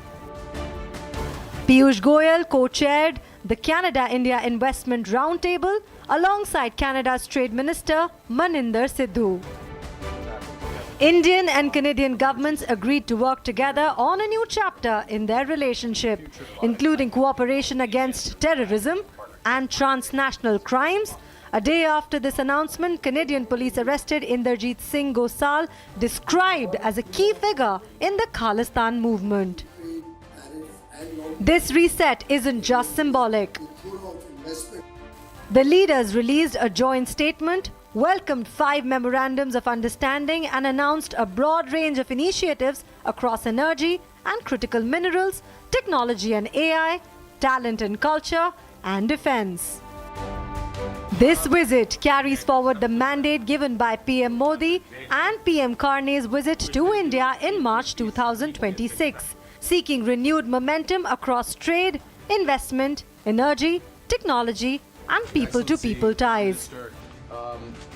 From a frozen diplomatic standoff just 2 years ago to a 150-member business delegation, a third round of CEPA talks, and a solemn tribute at a Khalistan terror memorial, the India-Canada relationship is moving fast and moving together. Viewers, now shifting focus to the United States. Now, an industrial disaster at the Nippon Dynawave Packaging Co-Paper Mill in Longview in Washington has quickly turned into a recovery operation after massive chemical storage tanks collapsed, leaving at least 1 worker dead and 9 others missing. Officials say the damaged tank still holds nearly 90,000 gallons of highly corrosive white liquor, forcing crews to suspend overnight searches because of fears of another collapse or chemical leak. In fact, firefighters, hazmat teams and drones have been deployed to search the dangerous wreckage, while investigators work to determine what caused the tank to implode in the first place. Here's all you need to know. A massive chemical tank collapses at the Washington paper mill has left at least 1 worker dead and 9 others missing as emergency crews shift from rescue to recovery operations. Fire officials say the damaged tank still contains nearly 90,000 gallons of highly corrosive white liquor, creating dangerous conditions for crews searching the wreckage. That tank, as outlined, has roughly 90,000 gallons of product remaining of the white liquor. That's the concern if additional liquid leaking, because it's very caustic. Additionally, the tank itself collapsing while men and women are in the areas retrieving the co-workers and the members from Nippon. Authorities say firefighters and hazmat teams entered extremely hazardous areas following the collapse, while drones were also deployed to search parts of the mill too dangerous for responders. At the moment, we are not aware of any rescues that are yet to be made that are being hampered by the situation at hand. We had folks in firefighting gear make entry, and then we had folks in hazmat suits make entry and did checks into areas that were dangerous, extremely dangerous. So as I say, there's no belief of rescues that still need to be made. 9 people were injured in the industrial accident, including some suffering severe burns and inhalation injuries, with 1 responding firefighter among the hurt. Investigators are still working to determine what caused the massive storage tank to implode at the Washington State paper mill. Officials say there is currently no threat to the public despite the hazardous chemical spill, as crews focus on stabilizing the tank and recovering the missing workers. Viewers, Viewers, and now better news coming your way. NASA has now unveiled an ambitious roadmap to build a permanent human base on the moon. Now, in less than 2 months after the historic Artemis II lunar fly-around mission, the US Space Agency has awarded major contracts for landers, moon rovers, and even drones that will help establish the first long-term lunar outpost near the moon's southern pole. The mission is part of NASA's larger plan to create a lunar economy, conduct scientific research, and eventually pave the way for human missions straight to the Mars. Here's all you need to know. Take a look. NASA has officially kick-started the first phase of its ambitious moon base project, announcing major contracts for landers, rovers and drones that will support long-term human presence on the lunar surface.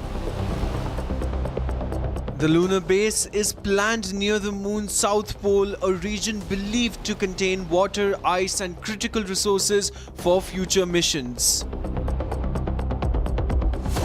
Jeff Bezos-owned Blue Origin will provide lunar landers, while companies Astrolab and Lunar Outpost will build advanced moon vehicles for astronauts. The push comes after the success of Artemis II in April, when 4 astronauts flew around the moon, traveling deeper into space than even the Apollo cruise decades ago. According to NASA, the moon base will not just support scientific discovery, but will also help build a sustainable lunar economy and prepare humanity for future missions to Mars. For NASA, the new lunar race is no longer about simply reaching the moon again, but also staying there permanently. Viewers, now the birth rates in the UK have completely crashed, with just 1.39 fertility of per children per woman. Now, this has recorded UK its lowest birth rate in nearly 50 years, with fertility taking a nosedive. Now, rising living costs and delayed parenthood are being linked to the decline, while immigration continues to play a bigger role in births across the United Kingdom. The trend reflects a wider global fall in fertility, though India still fares well with maintaining a younger and a growing workforce advantage. England and Wales have recorded their lowest birth numbers in nearly 50 years. The fertility rate dropped to 1.39 children per woman in 2025, well below the 2.1 needed to maintain the population levels. Experts say rising rents, childcare costs and inflation are pushing many UK couples to delay having children. Parents are also getting older, with mothers now averaging 31 years of age. Immigration is playing a bigger role in UK births. Over 40% of babies born last year had at least one parent born outside the UK. India ranked highest among non-UK born parents. India's fertility rate is also falling and is now close to 2 children per woman. But unlike the UK, India still records far higher birth numbers due to its huge population. Falling birth rates are now a global trend. Countries including Japan, China, South Korea and the UK are all facing declining fertility levels. India still has a younger population compared to Europe. Experts say this gives India a demographic advantage with a larger future workforce. Low birth rates could create economic pressure in the UK, including labour shortages and rising pension costs, increasing dependence on immigration in the future. Viewers, now just days after US President Donald Trump invited Islamabad to join the Abraham Accords, senior Lashkar-e-Toiba commander Saifullah Qasuri issued strong threats, declaring that any ruler or nation that recognizes Israel will be destroyed, ruined and wiped out. Qasuri also called Israel criminal, terrorist and the world's biggest bully, and insisted the Muslim Ummah will never accept it, reflecting deep ideological resistance within Pakistan. The remarks highlight the significant domestic and militant pushback against normalization efforts, even as Trump seeks to expand the accords, and he also extended it to Pakistan. That's almost reduced it to a negotiation. Now listen in to what the Lashkar-e-Toiba commander Qasuri says. तुम भी Israel के यहूदियों को कबूल कर लो। हालांकि ऐसा नहीं हो सकता। जो ऐसा करेगा वो हुक्मरान हो, वो बादशाह हो, वो जो भी इसराइल को कबूल करेगा वो हलाक हो जाएगा, तबाह हो जाएगा, बर्बाद हो जाएगा। इंशाअल्लाह ये उम्मत मुसलमा, हमारा ईमान है, ये किसी तौर पर भी बदमाश दहशतगर्द दुनिया के सबसे बड़े गुंडे इसराइल को कभी तस्लीम नहीं करेंगे। Viewers, that's all that we could wrap for you in this edition of our Global. Stay tuned for more global updates on the other side. Also, we get you This Is Exclusive at 7 p.m. with my colleague and our senior executive editor, Niranjana Rayanaswamy. Stay tuned.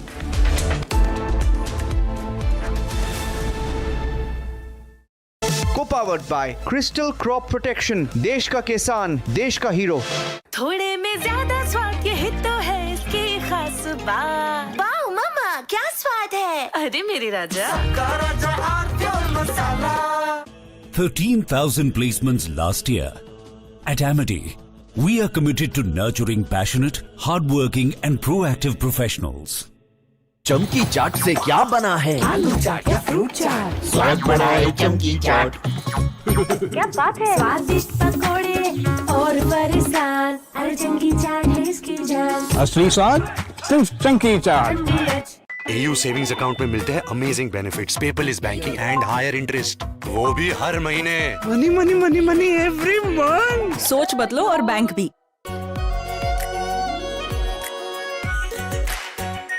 Are pure shahi paneer masala, delicious, healthy everyday. ये जश्न है, जश्न का ये जश्न है। राष्ट्रीय इलायची, जश्न का जश्न। प्यास बुझाए, ठंडक लाए, सबको भाए जीरा सिंह। MDH का जलजीरा जीरा सिंह। जीरा सिर्फ असली रिफ्रेशिंग, असली स्वाद, असली मजा। MDH।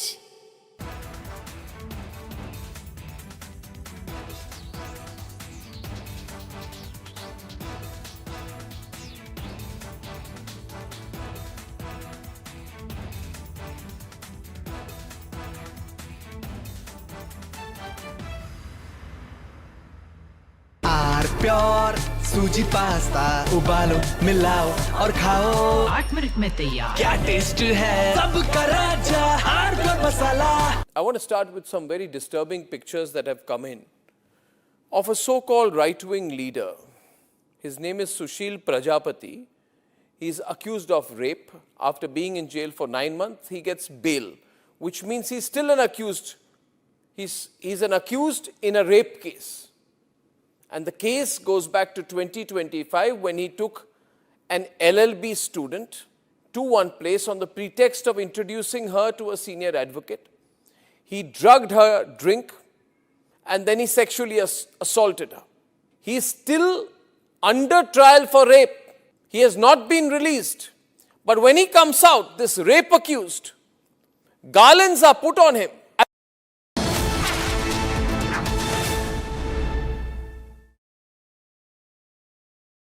Co-powered by Crystal Crop Protection, देश का किसान, देश का हीरो। थोड़े में ज्यादा स्वाद, ये तो है इसकी खास बात। वाओ मामा, क्या स्वाद है? अरे मेरे राजा, Join International Institute of Hotel Management. Call 983-10-50,000. चमकी चाट से क्या बना है? आलू चाट या फ्रूट चाट, स्वाद बनाए चमकी चाट। क्या बात है? स्वादिष्ट पकोड़े और फरसान, अरे चमकी चाट है इसकी जान। असली स्वाद सिर्फ चंकी चाट। रानी, इस घर में कुछ है जो टूटता नहीं। ये पिलर कभी नहीं टूटेगा। रुंगटा स्टील TMT से बना। रुंगटा नहीं तो घर स्ट्रॉन्ग नहीं। रुंगटा स्टील TMT बार एकदम सॉलिड।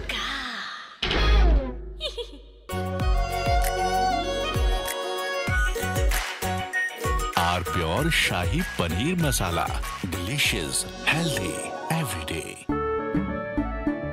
केसरिया से मन जोगी हुआ रे, दिल झूमे देखो मतवारा हुआ रे। केसरिया से मन जोगी हुआ। हर पल मनाओ केसरी त्योहार, विमल बोलो जुबान Kesari.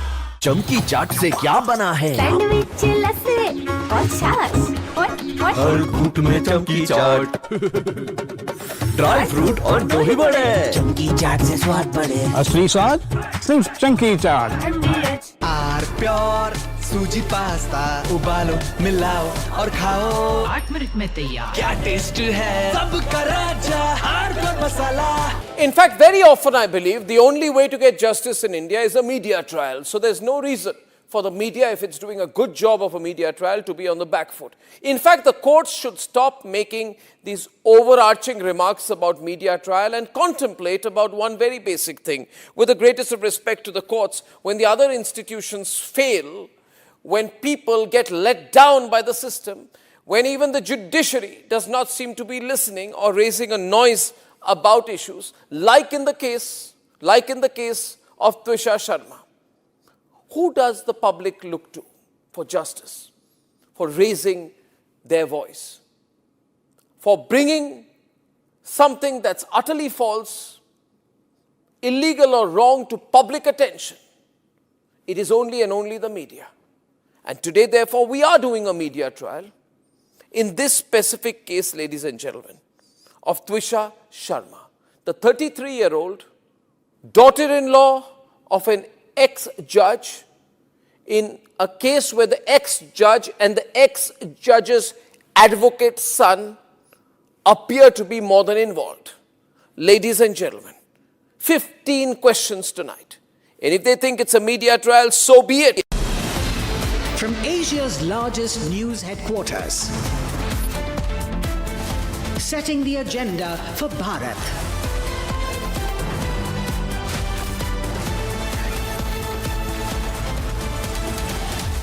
You're watching Republic.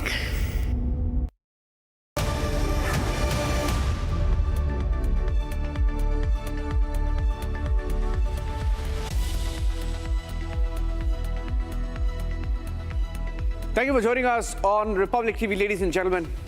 Our campaign continues.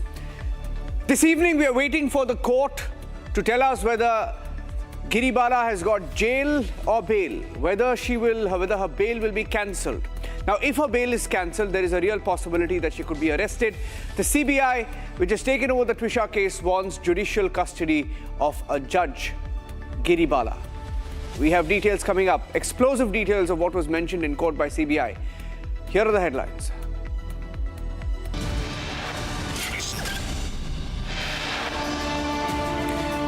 Big development in the Twisha Sharma death case. CBI wants judicial custody of her mother-in-law and ex-judge Giribala.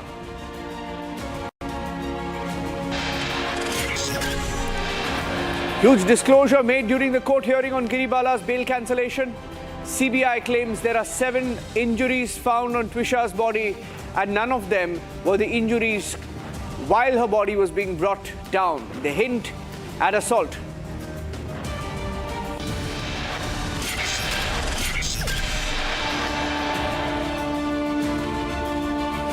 Is the Pakistan ISI trying to snoop on Yogi Adityanath? There's an arrest made. Some details are emerging. We'll tell you why Pakistan and ISI are seeking details of Yogi Adityanath.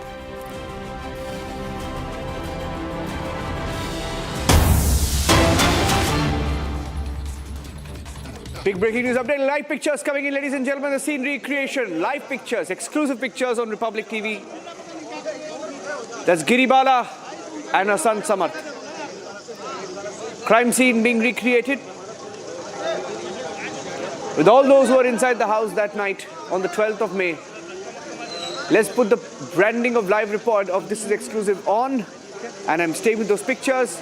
These are live pictures coming in as Giribala, the judge, ex-judge Giribala, is with the CBI team and the crime scene is being recreated. Let me go across to my colleagues joining us live from Bhopal. That's Samarth, the man in the striped t-shirt. Samarth is the husband of Twisha, son of ex-judge Giribala, and the CBI is recreating the crime scene. Live pictures from Bhopal. I'm going across to Shambhavi, joining us live. Shambhavi, are you there?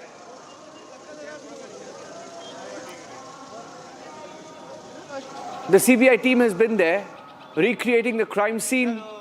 The CBI has made a very, very, very significant statement in the court today, saying that they want the judicial custody. They want judicial custody of Giribala. Now, that is a big statement to make because they believe that there has been some sort of tampering. They believe there is, the injuries are suspicious. They believe that a lot of facts have been hidden here. Shambhavi.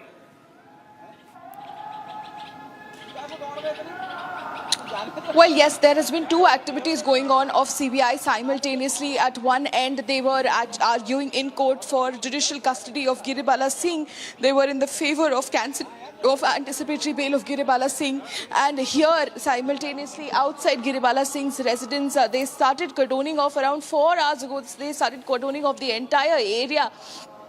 They started media people to leave this area, although we've been camping outside for 10, 12, 13 days now. But they asked us to leave it. And then after a few minutes, the CBI team arrived here with Samarth Singh. And they were inside for the longest time. They were inside for 4 hours. They were interrogating both Giribala Singh, Siddharth Singh, Samarth Singh's elder brother, and possibly Samarth Singh as well. Then they also went upstairs, the terrace that we've been showing for the longest time. The terrace, which is the alleged spot where Twisha Sharma hung herself, and they went there to recreate the scene. They also recreated the scene, and then after, there were several times when CBI team also came outside. They came outside to shoot pictures, then they also came outside to shoot videos of this entire extended house, not just this house, but the extended house, the extended garden, and everything. I'm going to show you once again. There's a lot of police deployment that you can see. They've been here since around 3 p.m. today, and they had actually stopped both the entry and exit of basically both the entries from the street, not just this house, but both sides. On one side, they actually parked a truck so that no entry could be allowed. And the other side also, there were around 4 policemen standing constantly so that no entry could be given. Although you can see now that has been removed, given that the CBI has moved out with Samarth Singh. And when it comes to the arguments that were made by against the cancellation or for the cancellation of anticipatory bail of Giribala Singh, they were the grounds which are very valid grounds for cancellation of bail in her case, given that both the commissioner and the state has said that multiple notices have been issued to Giribala Singh, but she refuses to coordinate, but she is not cooperating with the police for the investigation, for the interrogation, although the CBI was here for 4 hours and Giribala Singh was interrogated, possibly interrogated. Back to you. Now, I want to go through some of we have the graphics of what was said in court, because today what we have heard for the first time, yes, we did question those injuries and we knew those injuries are suspect, but for the CBI to say that they have questions over the injuries, let's put out the graphics, please, of the injuries and what the state said, what the CBI said, because it now just changes everything, because Tushar Mehta, the Solicitor General, made a very big claim that perhaps evidence has been tampered with and they need judicial custody to understand what kind of tampering took place. Now, Harsh is joining us live. Harsh, you were in court. Essentially, all of them were there on behalf of the CBI, isn't it? And what the CBI said today, we've heard claims made for the first time that the sister of Giribala was at the post-mortem. Now, that's a fact that's emerging for the first time. Interestingly, the sister of Giribala, her name also featured in the 46 calls that were made.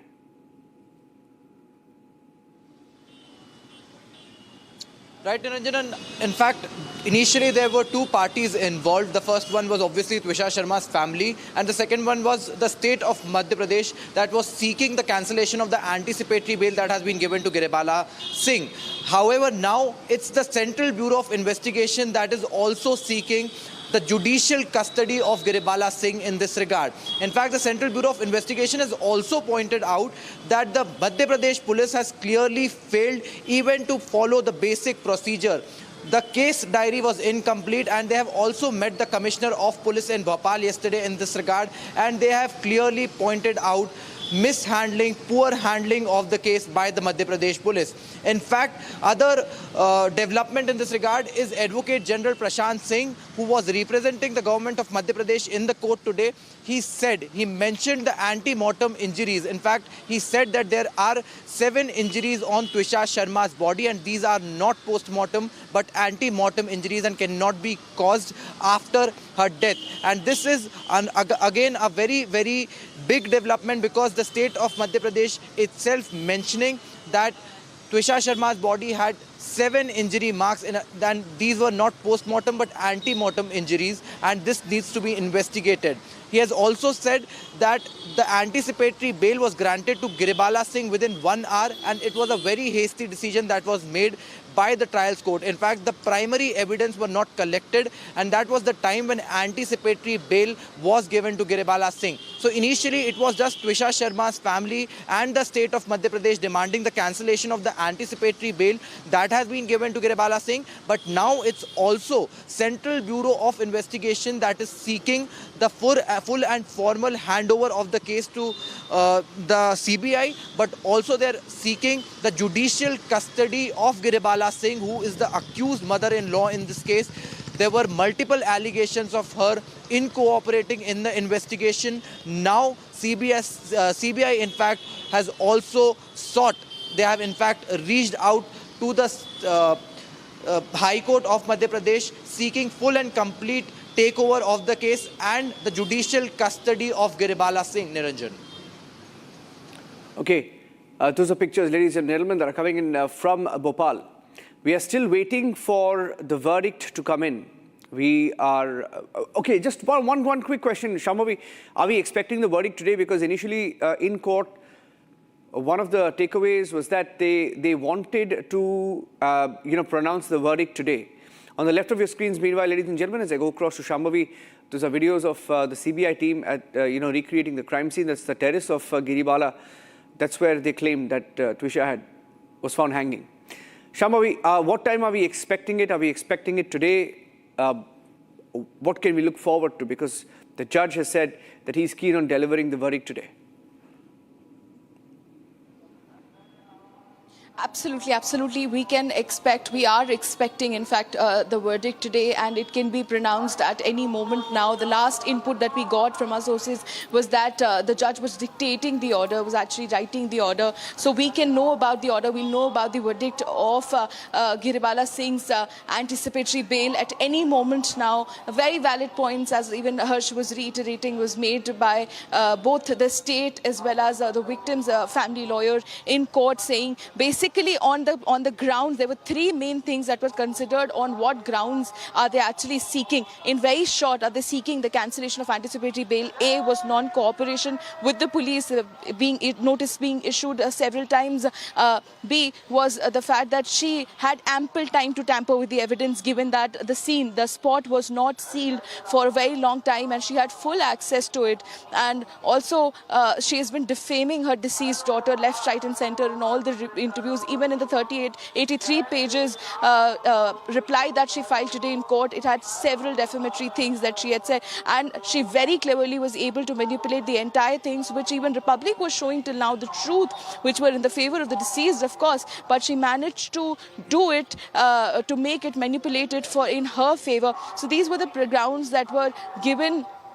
And one other ground was given that she had so much influence a lot was spoken about Giribala Singh's influence in the court today, that she had so much influence that she managed that the FIR was not registered till her anticipatory bail was cancelled. So her anticipatory bail was given, and then the FIR was registered. The family was bothered for the longest time by the police, saying that you take your daughter's mortal remains and cremate her, or she will not be, or the FIR will not be registered.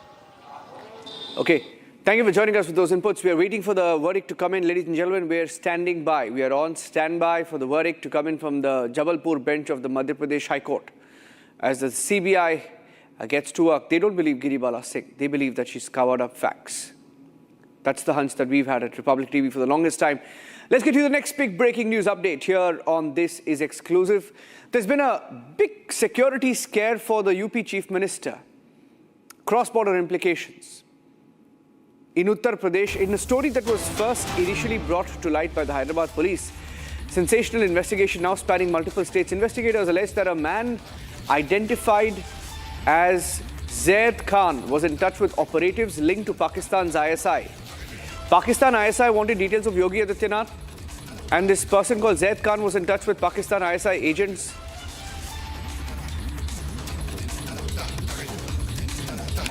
In fact, on this story, there's a module that has been caught in Pakistan sharing details of Yogi Adityanath. They wanted details of Yogi. A police reaction is coming in. संदिग्ध व्यक्तियों को चिन्हित कर खंगाला गया। जांच के दौरान प्राप्त तथ्यों के आधार पर एटीएस द्वारा अग्रिम वैधानिक कार्रवाई की गई। प्रारंभिक पूछताछ में ज्ञात हुआ कि अभियुक्त सोशल मीडिया एवं वीडियो कॉलिंग के माध्यम से पाकिस्तानी हैंडलर्स के संपर्क में थे तथा उन्हें संवेदनशील स्थलों, अस्पतालों एवं अन्य महत्वपूर्ण लक्ष्यों के रेकी करने, अधिक युवाओं को अपने साथ जोड़ने तथा आतंकी गतिविधियों को अंजाम देने हेतु प्रेरित किया जा रहा था।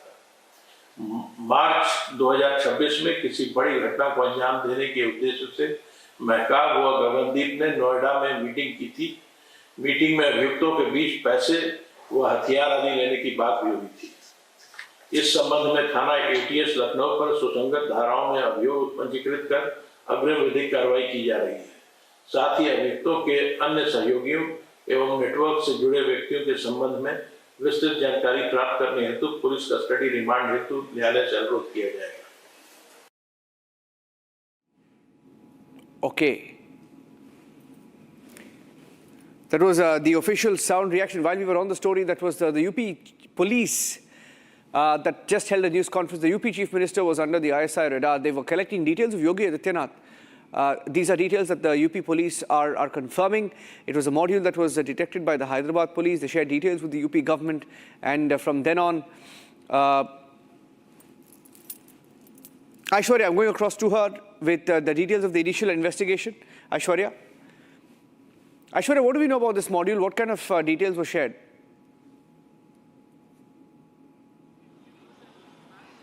Well, what we until know is this Zaid Khan, who is 22-year-old. He's originally from Ghaziabad, UP himself, and he actually migrated to Hyderabad in Medchil in Telangana to actually work in a Mubarak hotel upon reference from his uncle to work in this particular hotel. After he started working in this hotel, even before that, he was very interested in making reels and was very active on Instagram, and he had a love for pistols. That is the reason he was actively looking online to buy a pistol with the money he's earning, and he wanted to, he had a very fascination towards pistols and to do reels with that as well. And that is the reason he was looking for a original pistol to buy one, or at least buy a toy pistol online, after which he came in contact with two associates who are part of this larger conspiracy, who are linked to ISI, that is Shehzad Bhatti, and two associates of him, which is Abid Jatt and Rashid. With these two people who actually caught him, his searches of him interested in being pistol, and when they found out, talked to him through, approached him through different social media platforms, and then they convinced him that they will give him an original pistol, and in return, if he gives any information regarding Yogi Adityanath. What specifically they were asking here was the PA number, the personal assistant number of Yogi Adityanath, and also there was also a reason that Abid Jatt, they also made him put posters of his Abid Jatt as the Pakistani Don across Ghaziabad, and these were the two instructions that were given to him. And he also kind of was seen brainwashed in this entire module, and because when the police said that, when they were questioning him, like why did he agree to all of this, he also said that he wanted to fight for the state of Islam. So this is where we see that through via social media, a person who was interested in pistol got in touch with the ISI agents who have alleged links to the ISI, and after which they were forcing him to give very integral contacts of especially UP Chief Minister Yogi Adityanath. This person, the accused, has also given publicly available numbers from the government websites, not only of Yogi Adityanath but several UP cabinet ministers as well to these particular... Because I was still gathering some more details. I have some more breaking news now coming in. All right, the next story on this is exclusive. We've got pictures here on Republic TV of the Lashkar-e-Toiba leadership, Hafiz Saeed's family, gathering in Pakistan's Lahore. Lashkar chief son, Talha Saeed, who led prayers in Lahore. Hundreds of Lashkar terrorists, terror recruiters gathered at the Gaddafi Stadium in Lahore this morning. These are exclusive pictures. He's a designated terrorist. Talha Saeed, the son of Hafiz Saeed, is a designated terrorist for being involved in terror recruitment. He was involved in Pahalgam and all the attacks on Indian soil, most of the attacks that are launched by the Lashkar-e-Toiba. That's the son and the mastermind of Hafiz Saeed, Talha Saeed, seen here as a free man, a free bird in Pakistan. Free birds of terror. Gursimran is joining me live with details. Gursimran, it's become common sighting.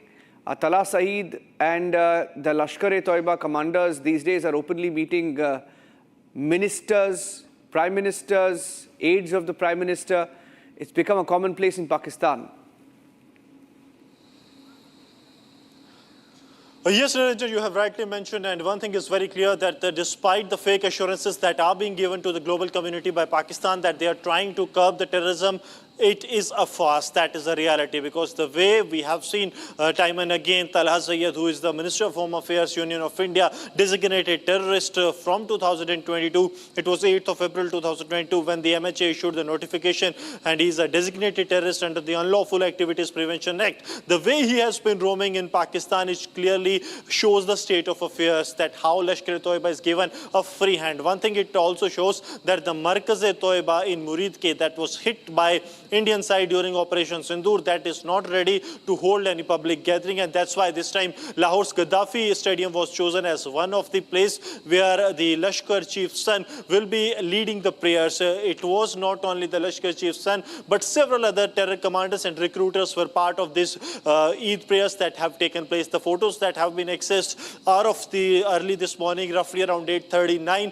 when the prayers were held there, and he was there for more than 80 to 90 minutes time. That is what we are picking up from the sources in the intel agencies. Apart from this, one thing that has come forth, that Pakistan has completely failed to act on the terrorists that India has provided it the list with, because in 2022, after the Ministry of Home Affairs designated Talha Saeed as one of the recruiters and financiers for the terror group Lashkar-e-Toiba, not only targeting the interest of India within India and being part of the terror attack, but also his involvement in the terror attacks in Afghanistan on the assets that are of the national interest for India. He was also involved in those attacking of the Indian interest in Afghanistan as well, and that was why he was designated as a UN designated, the MHA designated terrorist under the Unlawful Activities Prevention Act. But now with the photos coming forward, and earlier meeting of Talha Saeed with Rana Sanaullah, and then the advisor to the Prime Minister Rana Sanaullah meeting the Pakistani Prime Minister Shehbaz Sharif at the Pakistani Prime Minister residence. This all speaks of the volumes that after 1 year of the Operation Sindoor, once again the tentacles of the terrorism are on the rise, are now expanding themselves in Pakistan to conspire against Union of India. Thank you for joining us with those inputs. Exclusive pictures coming in from Pakistan. Pictures that Pakistan itself will not show its citizens. So it becomes our duty, when Pakistan won't show the pictures, we here at Republic will show them the pictures. That's it on this edition of This Is Exclusive. The debate coming up tonight at 8 p.m. Arnab is live with the big debate of Assam passing UCC for a state that has 40% Muslim population. Assam could be the national template for the Uniform Civil Code. That's coming up at 8. And Justice for Twisha. Our campaign continues 8:30 onwards.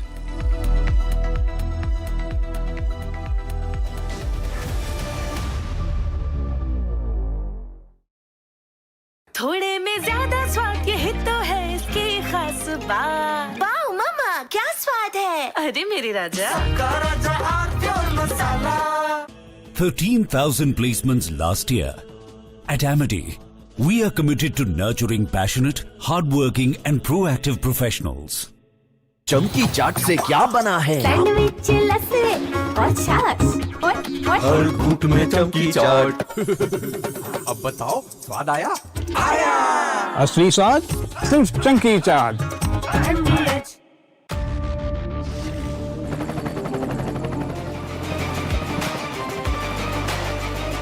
Character, the taste of success.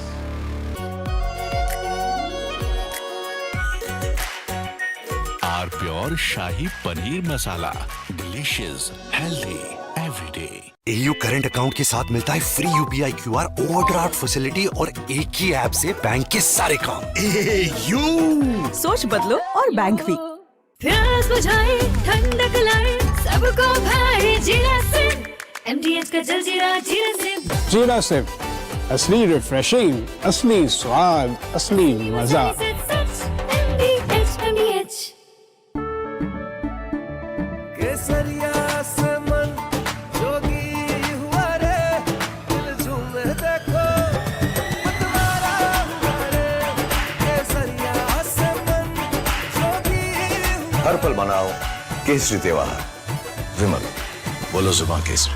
R pure सूजी pasta उबालो मिलाओ और खाओ 8 minute में तैयार। क्या taste है सबका राजा आर प्योर मसाला।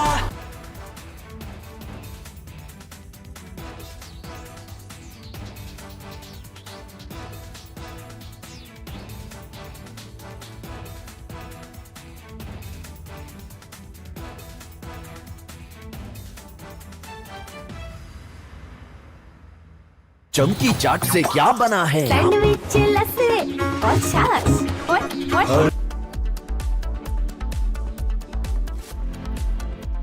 थोड़े में ज्यादा स्वाद, यही तो है इसकी खास बात। वाओ मम्मा क्या स्वाद है। अरे मेरे राजा। Join International Institute of Hotel Management. Call 983-10-50,000. प्यास बुझाए, ठंडक लाए, सबको भाए जीरा सिंह। MDH का जल जीरा जीरा सिंह। जीरा सिर्फ असली रिफ्रेशिंग, असली स्वाद, असली मजा। MDH। केसरिया से मन जोगी हुआ रे, दिल झूमे देखो मतवारा हुआ रे। केसरिया से मन जोगी हुआ। हर पल मनाओ केसरी त्योहार। विमल, बोलो जुबान Kesari.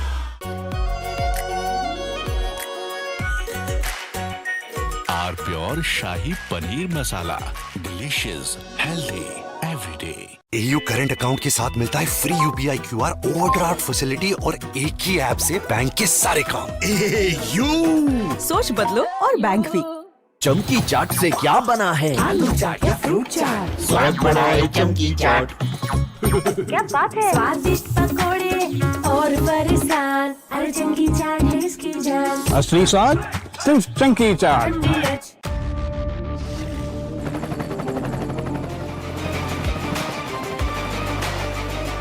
Character, the taste of success. R pure सूजी पास्ता उबालो मिलाओ और खाओ 8 मिनट में तैयार। क्या टेस्ट है सबका राजा R pure masala. In fact, very often I believe the only way to get justice in India is a media trial. So there's no reason for the media, if it's doing a good job of a media trial, to be on the back foot. In fact, the courts should stop making these overarching remarks about media trial and contemplate about one very basic thing. With the greatest of respect to the courts, when the other institutions fail, when people get let down by the system, when even the judiciary does not seem to be listening or raising a noise about issues, like in the case of Twisha Sharma, who does the public look to for justice, for raising their voice, for bringing something that's utterly false, illegal or wrong to public attention? It is only and only the media.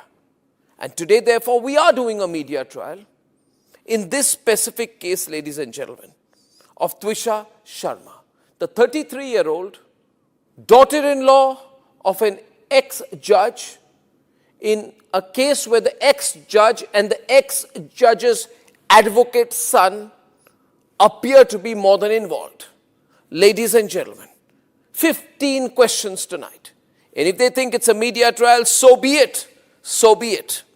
Why did the ex-judge in the case of Twisha Sharma, neither she nor her son call a police or an ambulance? What took them 57 minutes to bring the body down? Where are the 3 men who are seen in the video dragging Twisha's body, destroying evidence? What was the police doing? Did they question the house staff? Did they question the judge? Was Twisha carrying headphones in her bag, in her hand, or a rope? Where is it now? Where is that so-called belt that cops claim was used by her to commit suicide? Why was it hidden? The mother-in-law, the ex-judge, walks up calmly while the body is being dragged down and evidence is being destroyed before the judge's eyes. Is that normal? Why don't the judges raise a hue and cry about it? Why don't the appellate courts take up this case suo motu? So people don't start believing that when an ex-judge is concerned, the victim will never get justice. Ladies and gentlemen, what was the ex-judge carrying in her hand when she went down? Where is all the CCTV footage? Did the police collect it? Why did the ex-judge's son, Samarth Singh, escape after bringing the body of his wife to AIIMS? Is it true that the ex-judge's son's medical examination was not conducted? The police station is right behind the ex-judge's Giribala's house. Why was no call made? Why did it take 5 days to file an FIR in the case? Who stalled it? Why was the victim's family attacked in court if there's nothing to hide? And did a very senior police officer go to AIIMS that night to try and fudge the post-mortem report? Ladies and gentlemen, I'm asking these questions. Now I ask you, am I right or wrong in asking these questions? And if I don't, who will? Will the government of Madhya Pradesh raise these questions? The Chief Minister doesn't have 30 seconds to meet the victim's family. Will the higher courts of the country raise these questions? So far, I have not seen this case being picked up by the appellate courts, though we are screaming and shouting about it. So I say tonight, what happens when other institutions fail? And if we do a media trial, should we be celebrated and supported for doing so? Was Aravali a media trial? Yes, it was. It was. Thank God for that. Thank God for that media trial which stopped this. CBI questions role of Giribala.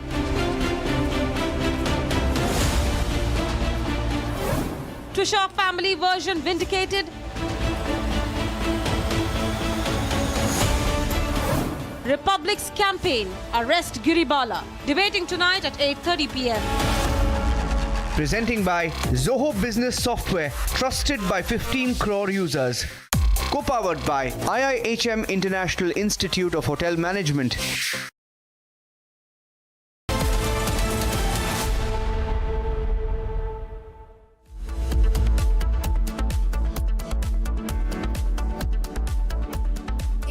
Breakthrough in Twisha Sharma's death case. We're getting you all the details of what the CBI has said. Hello and a very warm welcome. You're watching Super Prime Time on Republic TV with me, Gesu Bharadwaj. First, let's take a look through your headlines for the hour.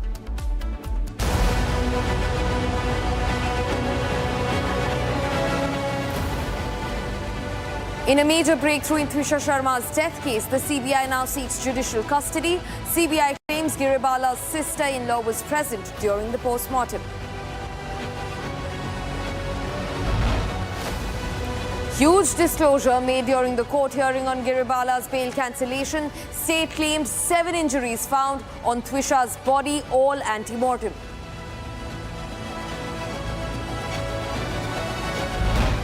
Sources indicate Karnataka Chief Minister Siddaramaiah has been asked to step down on the 28th of May. The appointment with Governor remains put for tomorrow afternoon. Son of Lashkar-e-Toiba chief and UN-designated terrorist Hafiz Saeed spotted in Pakistan. Terrorist Hafiz Tala Saeed seen offering prayers in Lahore.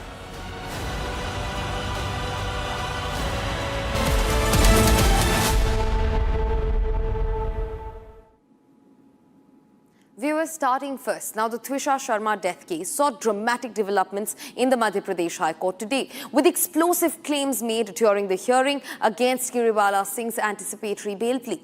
The state government questioned the bail order, pointed to alleged violations of bail conditions, and revealed that 7 injuries were found on Twisha's body.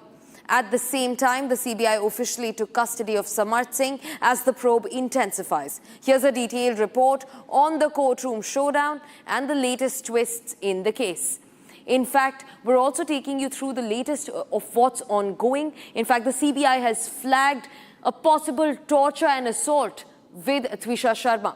The state claims that there were injuries on Twisha's head, 7 antemortem injuries. And in fact, the state has also made it clear that these could not have occurred while the body was being taken down the stairs, a flight of stairs by Samarth Singh and 2 other men, while Giribala Singh was around.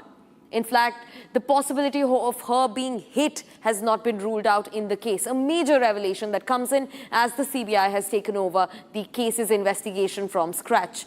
The state says that there are no possibilities of injuries other than ante-mortem injuries, the injuries that occurred before the post-mortem was conducted, before the death happened. Now, these injuries are all over on Twisha's scalps, wrist and even elbows. Take a look at the full report to know the details.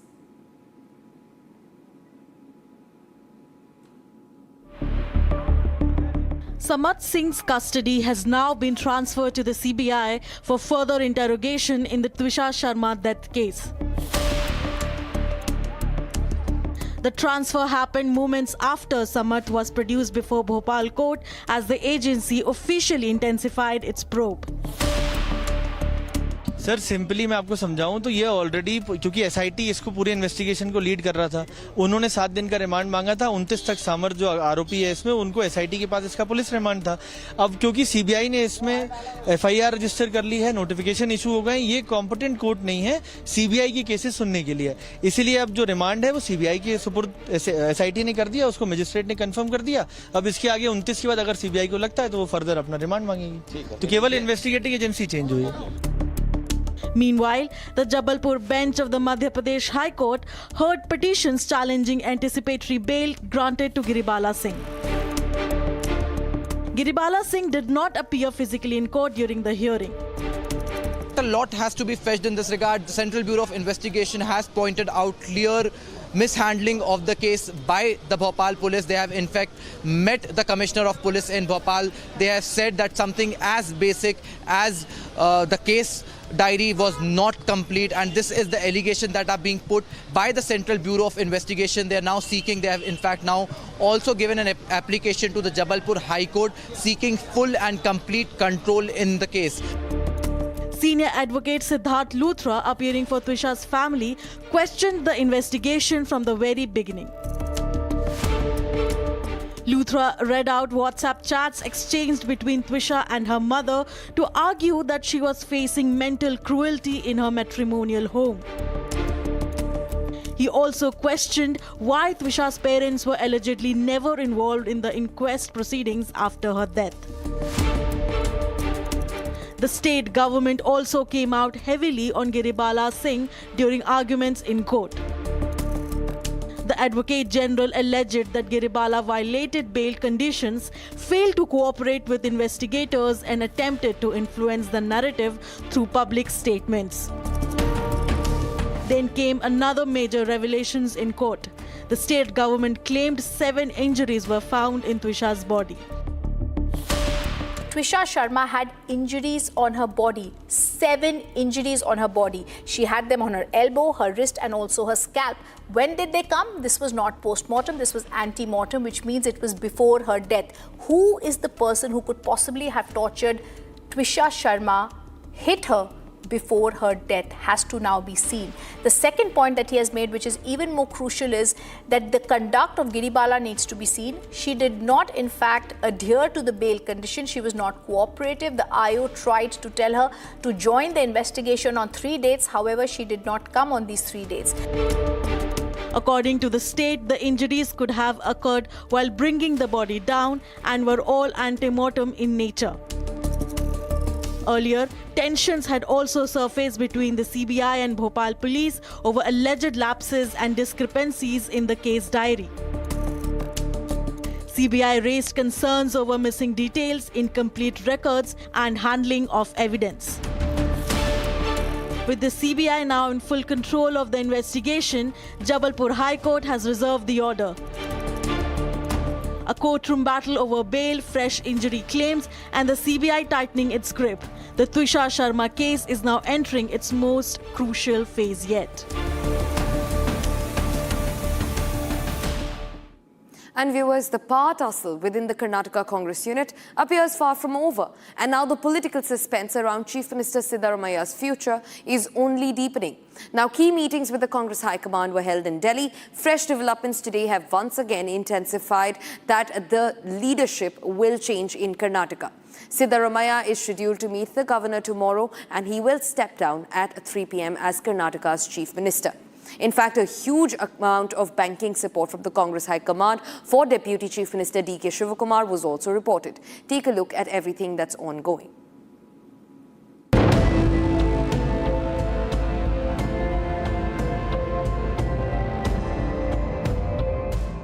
Speculation over a possible leadership change in the Karnataka Congress may finally come to an end.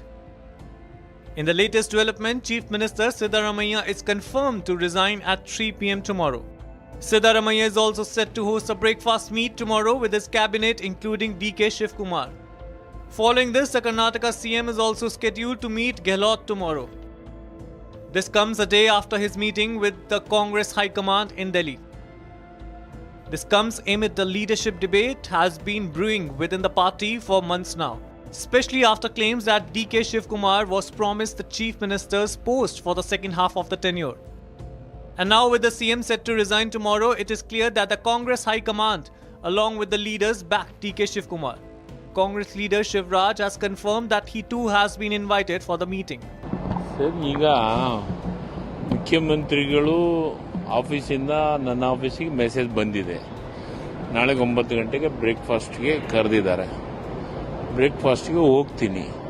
When asked about the growing speculation over him stepping down, Siddaramaya said he would speak on the issue tomorrow. BJP leader Shobha Karandlaje said no one can predict how or when he will make his move. ಸಿದ್ದರಾಮಯ್ಯನವರು ರಾಜೀನಾಮೆ ಕೊಡ್ತಾರೆ. ಸಿದ್ದರಾಮಯ್ಯನವರು ಹಳೆಯ ಹುಲಿ. ಯಾವಾಗ ಆಡ್ತಾರೋ ಗೊತ್ತಿಲ್ಲ. ಅವರು ರಾಜೀನಾಮೆ ಕೊಡುವ ತನಕನೂ ರಾಜೀನಾಮೆ ಕೊಡ್ತಾರೆ ಅಂತ ಗ್ಯಾರಂಟಿ ಇಲ್ಲ. ಮತ್ತೆ ಇದು ಅವರ ಪಕ್ಷದ ಆಂತರಿಕ ವಿಚಾರ. ಅದಕ್ಕಾಗಿ ಭಾರತೀಯ ಜನತಾ ಪಾರ್ಟಿ ಅಥವಾ ನಾವು ಇದರಲ್ಲಿ ಮಾಡುವಂಥದ್ದು ಬಹಳ ಇಲ್ಲ. ನಾವು ಒಂದೇ ಹೇಳಬೇಕು, ನೀವು ಜನರ ಕೆಲಸ ಮಾಡೋದಕ್ಕೆ ನಿಮ್ಮನ್ನ 135 ಸೀಟ್ ಆಯ್ಕೆ ಮಾಡಿದ್ದಾರೆ. ಜನರ ಕೆಲಸ ಮಾಡಿ. ಜನರ ಕೆಲಸ ಮರೆತು ಬರೀ ಕುರ್ಚಿಗಾಗಿ ಕಾದಾಟ ಮಾಡ್ತಾ ಇದ್ದೀರಿ. ಯಾರು ಯಾವ ಮಂತ್ರಿ ಆಗಬೇಕು, ಯಾರು ಉಪಮುಖ್ಯಮಂತ್ರಿ ಆಗಬೇಕು, ಇದನ್ನೇ ಕಾದಾಟ ಮಾಡ್ತಾ ಇದ್ದೀರಿ. ಇದು ಬಿಟ್ಬಿಡಿ, ಜನರ ನೋವನ್ನು ಆಳಿಸಿ ಅನ್ನುವಂತ ಆಗ್ರಹ ನಮ್ಮದು. Meanwhile, Congress MLA R.V. Deshpande claimed that the Chief Minister has already decided to resign. In English, sir, please. CM has already decided to resign. Understand? So, I think he may resign tomorrow. Sir, what's the other MLA's opinion, sir? MLAs who are there here wanted him to continue. But he said, I have given a word to High Command. I have to respect that word. And you also very close to CM Siddaramaya, senior most. You also previously Janta, other leader also. Any suggestion to CM Siddaramaya, sir, this moment? No, I have not suggested anything to him. We only discussed and told him it is better you continue. But he said, no, I have already committed High Command and hence I am resigning. Who will be the next CM of Karnataka, sir? I don't know. That High Command will decide. Sources also indicate that a possible formula is being discussed where Siddaramaya could take up a role in Delhi in exchange for stepping down as Chief Minister. With crucial meetings now lined up, the Karnataka Congress appears to be heading towards a defining political movement. All eyes are now on whether the party can resolve its power struggle without triggering a bigger crisis. And shifting focus, India's aviation sector is facing turbulence. After reducing international operations, Air India and Indigo are now set to cut nearly 22% of their domestic flights between June and August amid soaring jet fuel prices and financial pressure. Indigo also is expected to trim operations due to rising fuel costs and weak demand. Now remember, both of these airline giants run over 90% of all domestic flights in India. So how is this exactly going to affect you and I and other air travellers? Here's a report. Rising jet fuel prices are forcing airlines to scale back operations across India. Air India has announced a temporary reduction in frequencies on select domestic routes between June and August. Nearly 20 to 22% of airlines' domestic flights could be cut during the period. The airline had already reduced several international services earlier this month. Air India currently operates around 4,400 weekly flights, including nearly 3,600 domestic services. The airline says high fuel price and operational pressures linked to the West Asia conflict has severely impacted the operations. The aviation sector has been hit by soaring crude oil prices linked to tensions in West Asia, increasing operational costs of airlines. India's largest carrier, Indigo, is also expected to reduce domestic operations by around 7% amid high fuel prices and weak demand. Airfares could remain high as airlines deal with the rising costs and route disruptions. Air India says affected passengers will be offered alternate flights, refunds, or complimentary rescheduling options. With both Air India and Indigo scaling down services, the aviation sector is bracing for a difficult summer marked by fewer flights, higher fares, and growing uncertainty for passengers. Now, viewers, the entire West Asia crisis, first internationally and now domestically, is leaving the travel sector in a complete haze. In fact, Air India and Indigo together form about 90% of all domestic flights in India. Let's take a look at what these slashes are going to mean for you and I and for the path going forward. Now, domestic flight operations are being slashed. Air India and Indigo will cut down domestic flights. That's what they've announced. Now, this comes after international flights have already been slashed by Air India. In fact, AI and Indigo operate over 90% of all domestic flights in India. So this slash, Air India has put a number to it, 22%. This is going to impact travellers by a huge margin. In fact, this cut down will start on the 1st of June. So just a few days from now, Air India has made an official statement that these measures, austerity measures, will be placed into perspective. Now, reduced operations will remain put for 90 days straight. That's the period that these airline giants are eyeing. So for 90 days, air travel is going to become costlier. It's going to become a lot more difficult.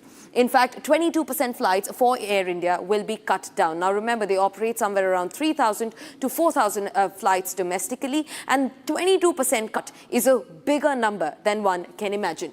Now, in fact, a 25% spike has been reported in the aviation turbine fuel, and that's the exact reason post-war, because of the aviation turbine fuel costs rising, is why these slashes are now taking place. In fact, pre-war, the price was about 80,000 per kiloliter for aviation turbine fuel, and post-war, this price has now reached 1.04 lakh rupees per kiloliter. In fact, the Air India operatives have said that they will not abandon any domestic route completely. So, of course, flights will be available, but the numbers will be reduced. Now, routes affected mainly include Ahmedabad, Nagpur, Patna and Bhopal. So major cities that see a lot of traffic are now coming under the scanner. In fact, Delhi to Hyderabad, Delhi to Bengaluru, Kolkata flights are also going to face a slash. Now, in fact, the connecting flights to Delhi and Mumbai will also be slashed starting the 1st of June, as per the official statement that's been revealed by Air India. Now, viewers, we'd be shifting focus. In a major verdict with wide political and constitutional implications, the Supreme Court has upheld the SIR, the Special Intensive Revision. Now, they have upheld the legality of the Election Commission's, in fact, CIR, which is the Special Intensive Revision, or also called the SIR, exercise of electoral rolls. Now, the verdict has now triggered a sharp political reaction between the BJP, who calls it a complete defeat of the opposition, while petitioners say the judgment validates the fairness of the entire SIR process. Here's a full report that gets you everything that you need to know, and the apex court backing the SIR. Take a look. The Supreme Court of India has upheld the constitutional validity of SIR, of electoral rolls carried out by Election Commission of India. A three-judge bench led by Chief Justice Suryakant observed that free and fair elections depend not just on polling but also on the accuracy and purity of the electoral rolls. The top court said that Election Commission has the authority to conduct special revision exercises so long as it operates within the framework of law. The court also made it clear that refusal of enrollment or deletion from voter lists do not amount to declaring someone a non-citizen. The bench said that the exercise was aimed at restoring the accuracy and integrity of electoral rolls. The court further observed that the process included adequate procedural safeguards to prevent arbitrary exclusion of voters.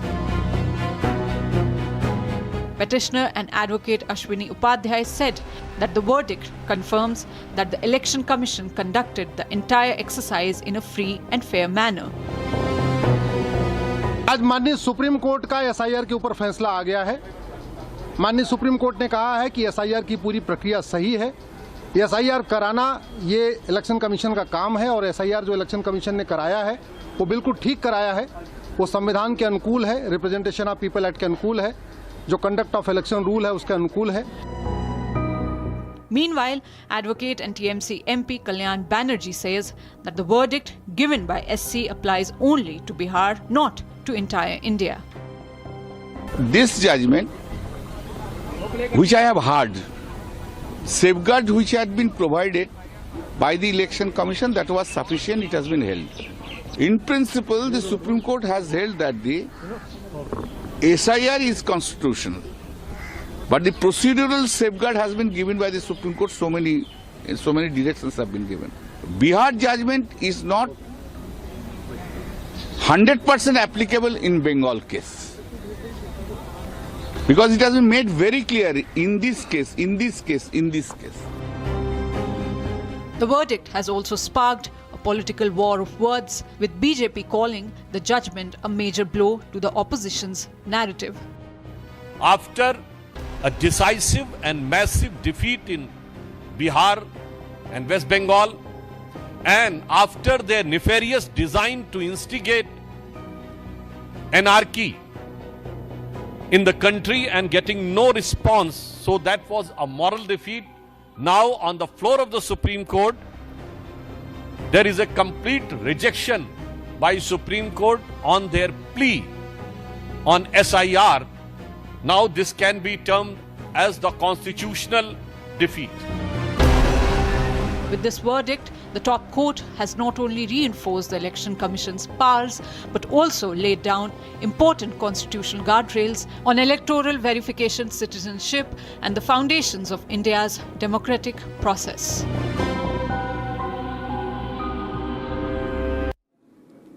And that's a wrap for Super Prime Time. On the other side, coming up at 8 p.m, our editor-in-chief Arnab Goswami dissects UCC being passed in Assam, a state with 40% Muslim population. And beyond that, 8:30 and onwards, our campaign for Twisha continues. Stay tuned.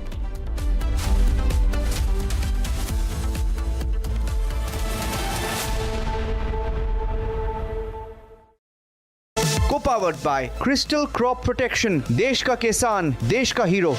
थोड़े में ज्यादा स्वाद, ये तो है इसकी खास बात। वाओ मामा, क्या स्वाद है? अरे मेरे राजा,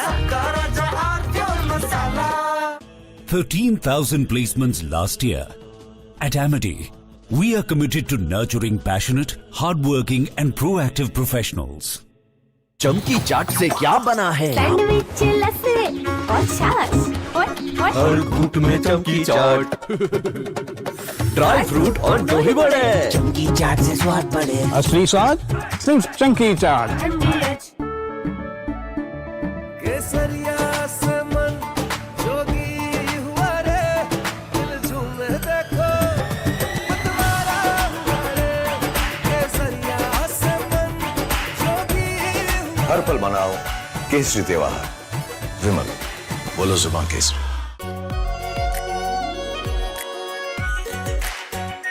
R pure shahi paneer masala, delicious, healthy every day.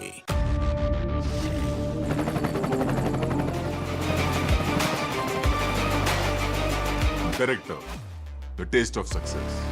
प्यास बुझाए, ठंडक लाए, सबको भाए जीरा सिंह। MDH का जलजीरा जीरा सिंह। जीरा सिर्फ असली रिफ्रेशिंग, असली स्वाद, असली मजा। MDH।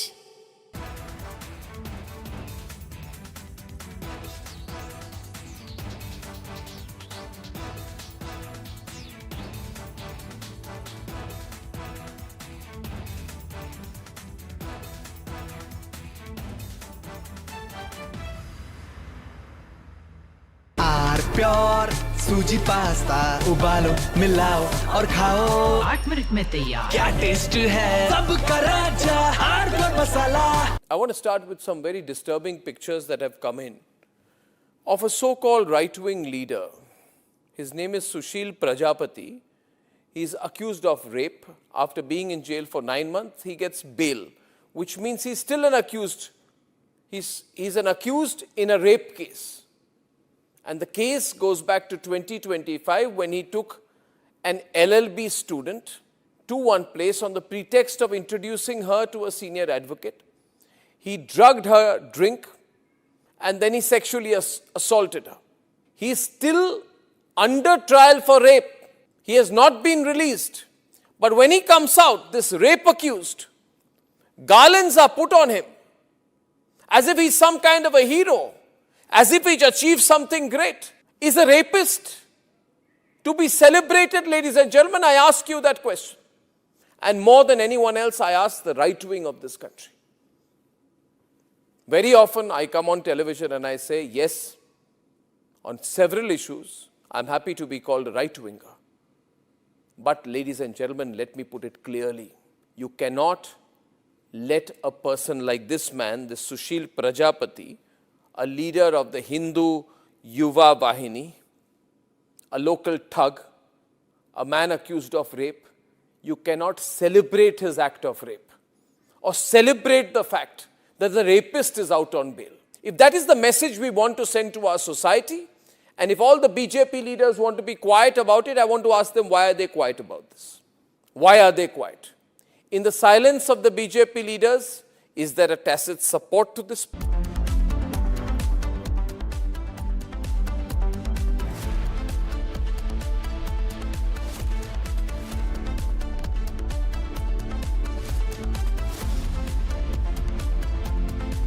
Co-powered by Crystal Crop Protection, देश का किसान, देश का hero.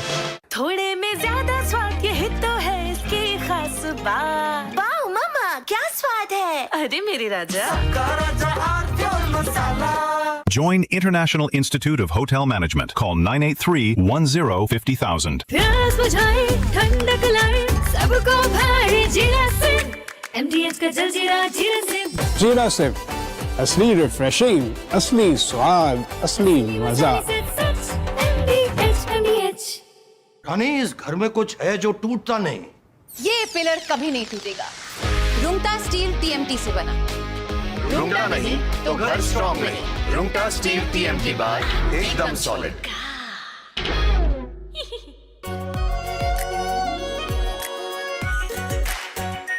Are pure shahi paneer masala. Delicious, healthy, every day.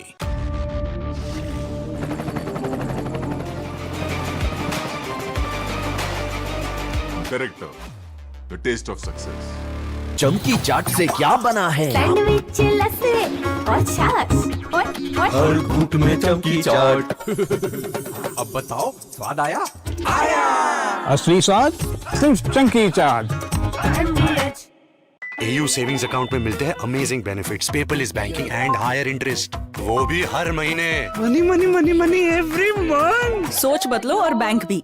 Are pure सूजी पास्ता उबालो मिलाओ और खाओ 8 मिनट में तैयार क्या टेस्ट है सबका राजा हार्डकोर मसाला. केसरिया से मन जोगी हुआ रे दिल झूमे देखो मतवारा हुआ रे. केसरिया से मन जोगी हर पल मनाओ केसरी त्योहार. विमल बोलो जुबान केसरी. थोड़े में ज्यादा स्वाद ये ही तो है इसकी खास बात. वाओ मामा, क्या स्वाद है? अरे मेरे राजा.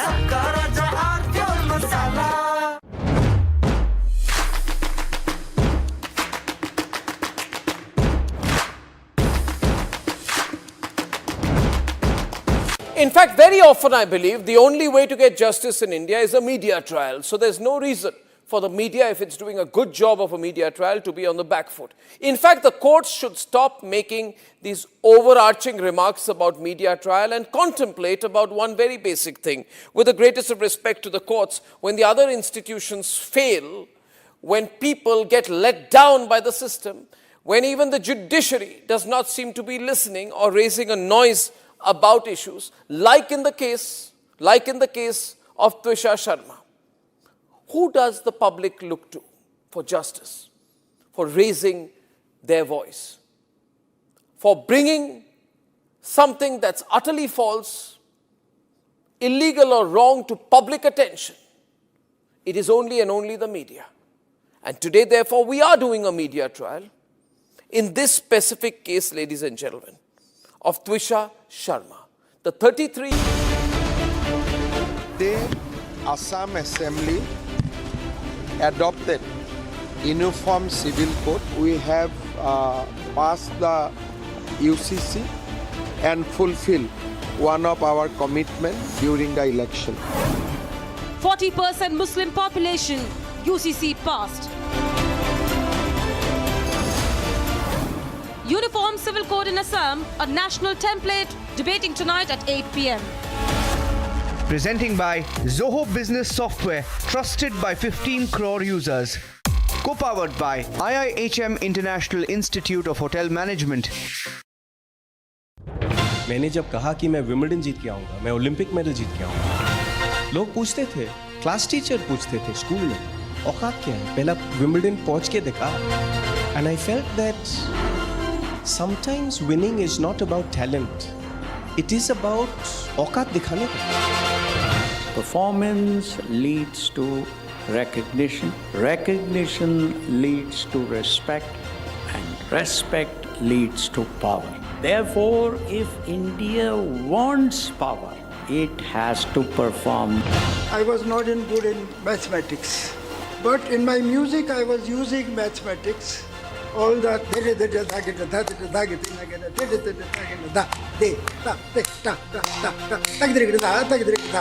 is all mathematics.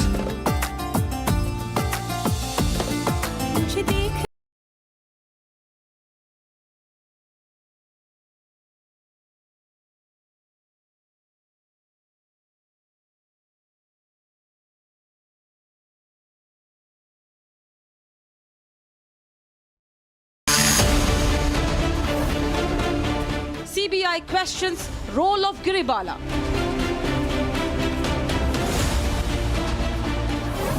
Twisha family version vindicated. Republic's campaign, arrest Giribala. Debating tonight at 8:30 p.m. Presenting by Zoho Business Software, trusted by 15 crore users. Co-powered by IIHM International Institute of Hotel Management. हम और दीदी, हम दोनों को award मिलते थे और दूसरी औरत लड़कियां गाती थी, उनको भी अवार्ड मिलना चाहिए. हमने बोला कि हम अवार्ड लेना बंद करेंगे तो अच्छा रहेगा. Even to do a film as my first film, which is Saransh, lot of people said, अरे तुम 28, 27 क्यों? तुम तो बर्बाद हो जाओगे. पहली फिल्म में बूढ़े का रोल कर रहे हो. मुझे इस बात का एहसास था कि 41 ईयर की उम्र में ये पोस्टर लगा होगा रिपब्लिक के मेरे लेजेंड के प्रोग्राम में. My always goal was when I started playing for India was one day as a national team and under my captainship during my playing days we want to play World Cup. I want to play World Cup, FIFA World Cup. It didn't happen. I think it will happen because in life nothing is impossible. You need to be positive.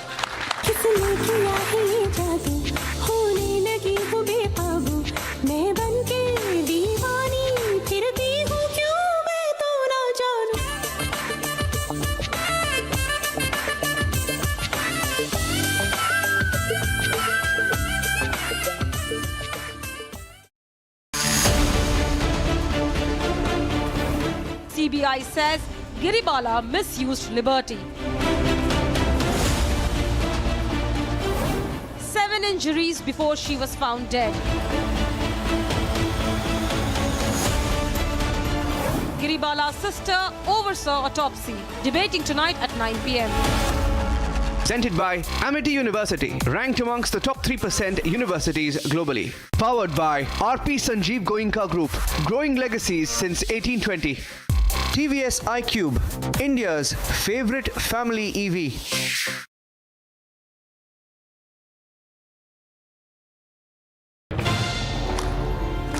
जय हनुमान ज्ञान गुण सागर, जय कपीस तिहुँ लोक उजागर। रामदूत अतुलित बल धामा, अंजनी पुत्र पवन सुत नामा। I think one thing we need to keep reminding people is liberty is not because you are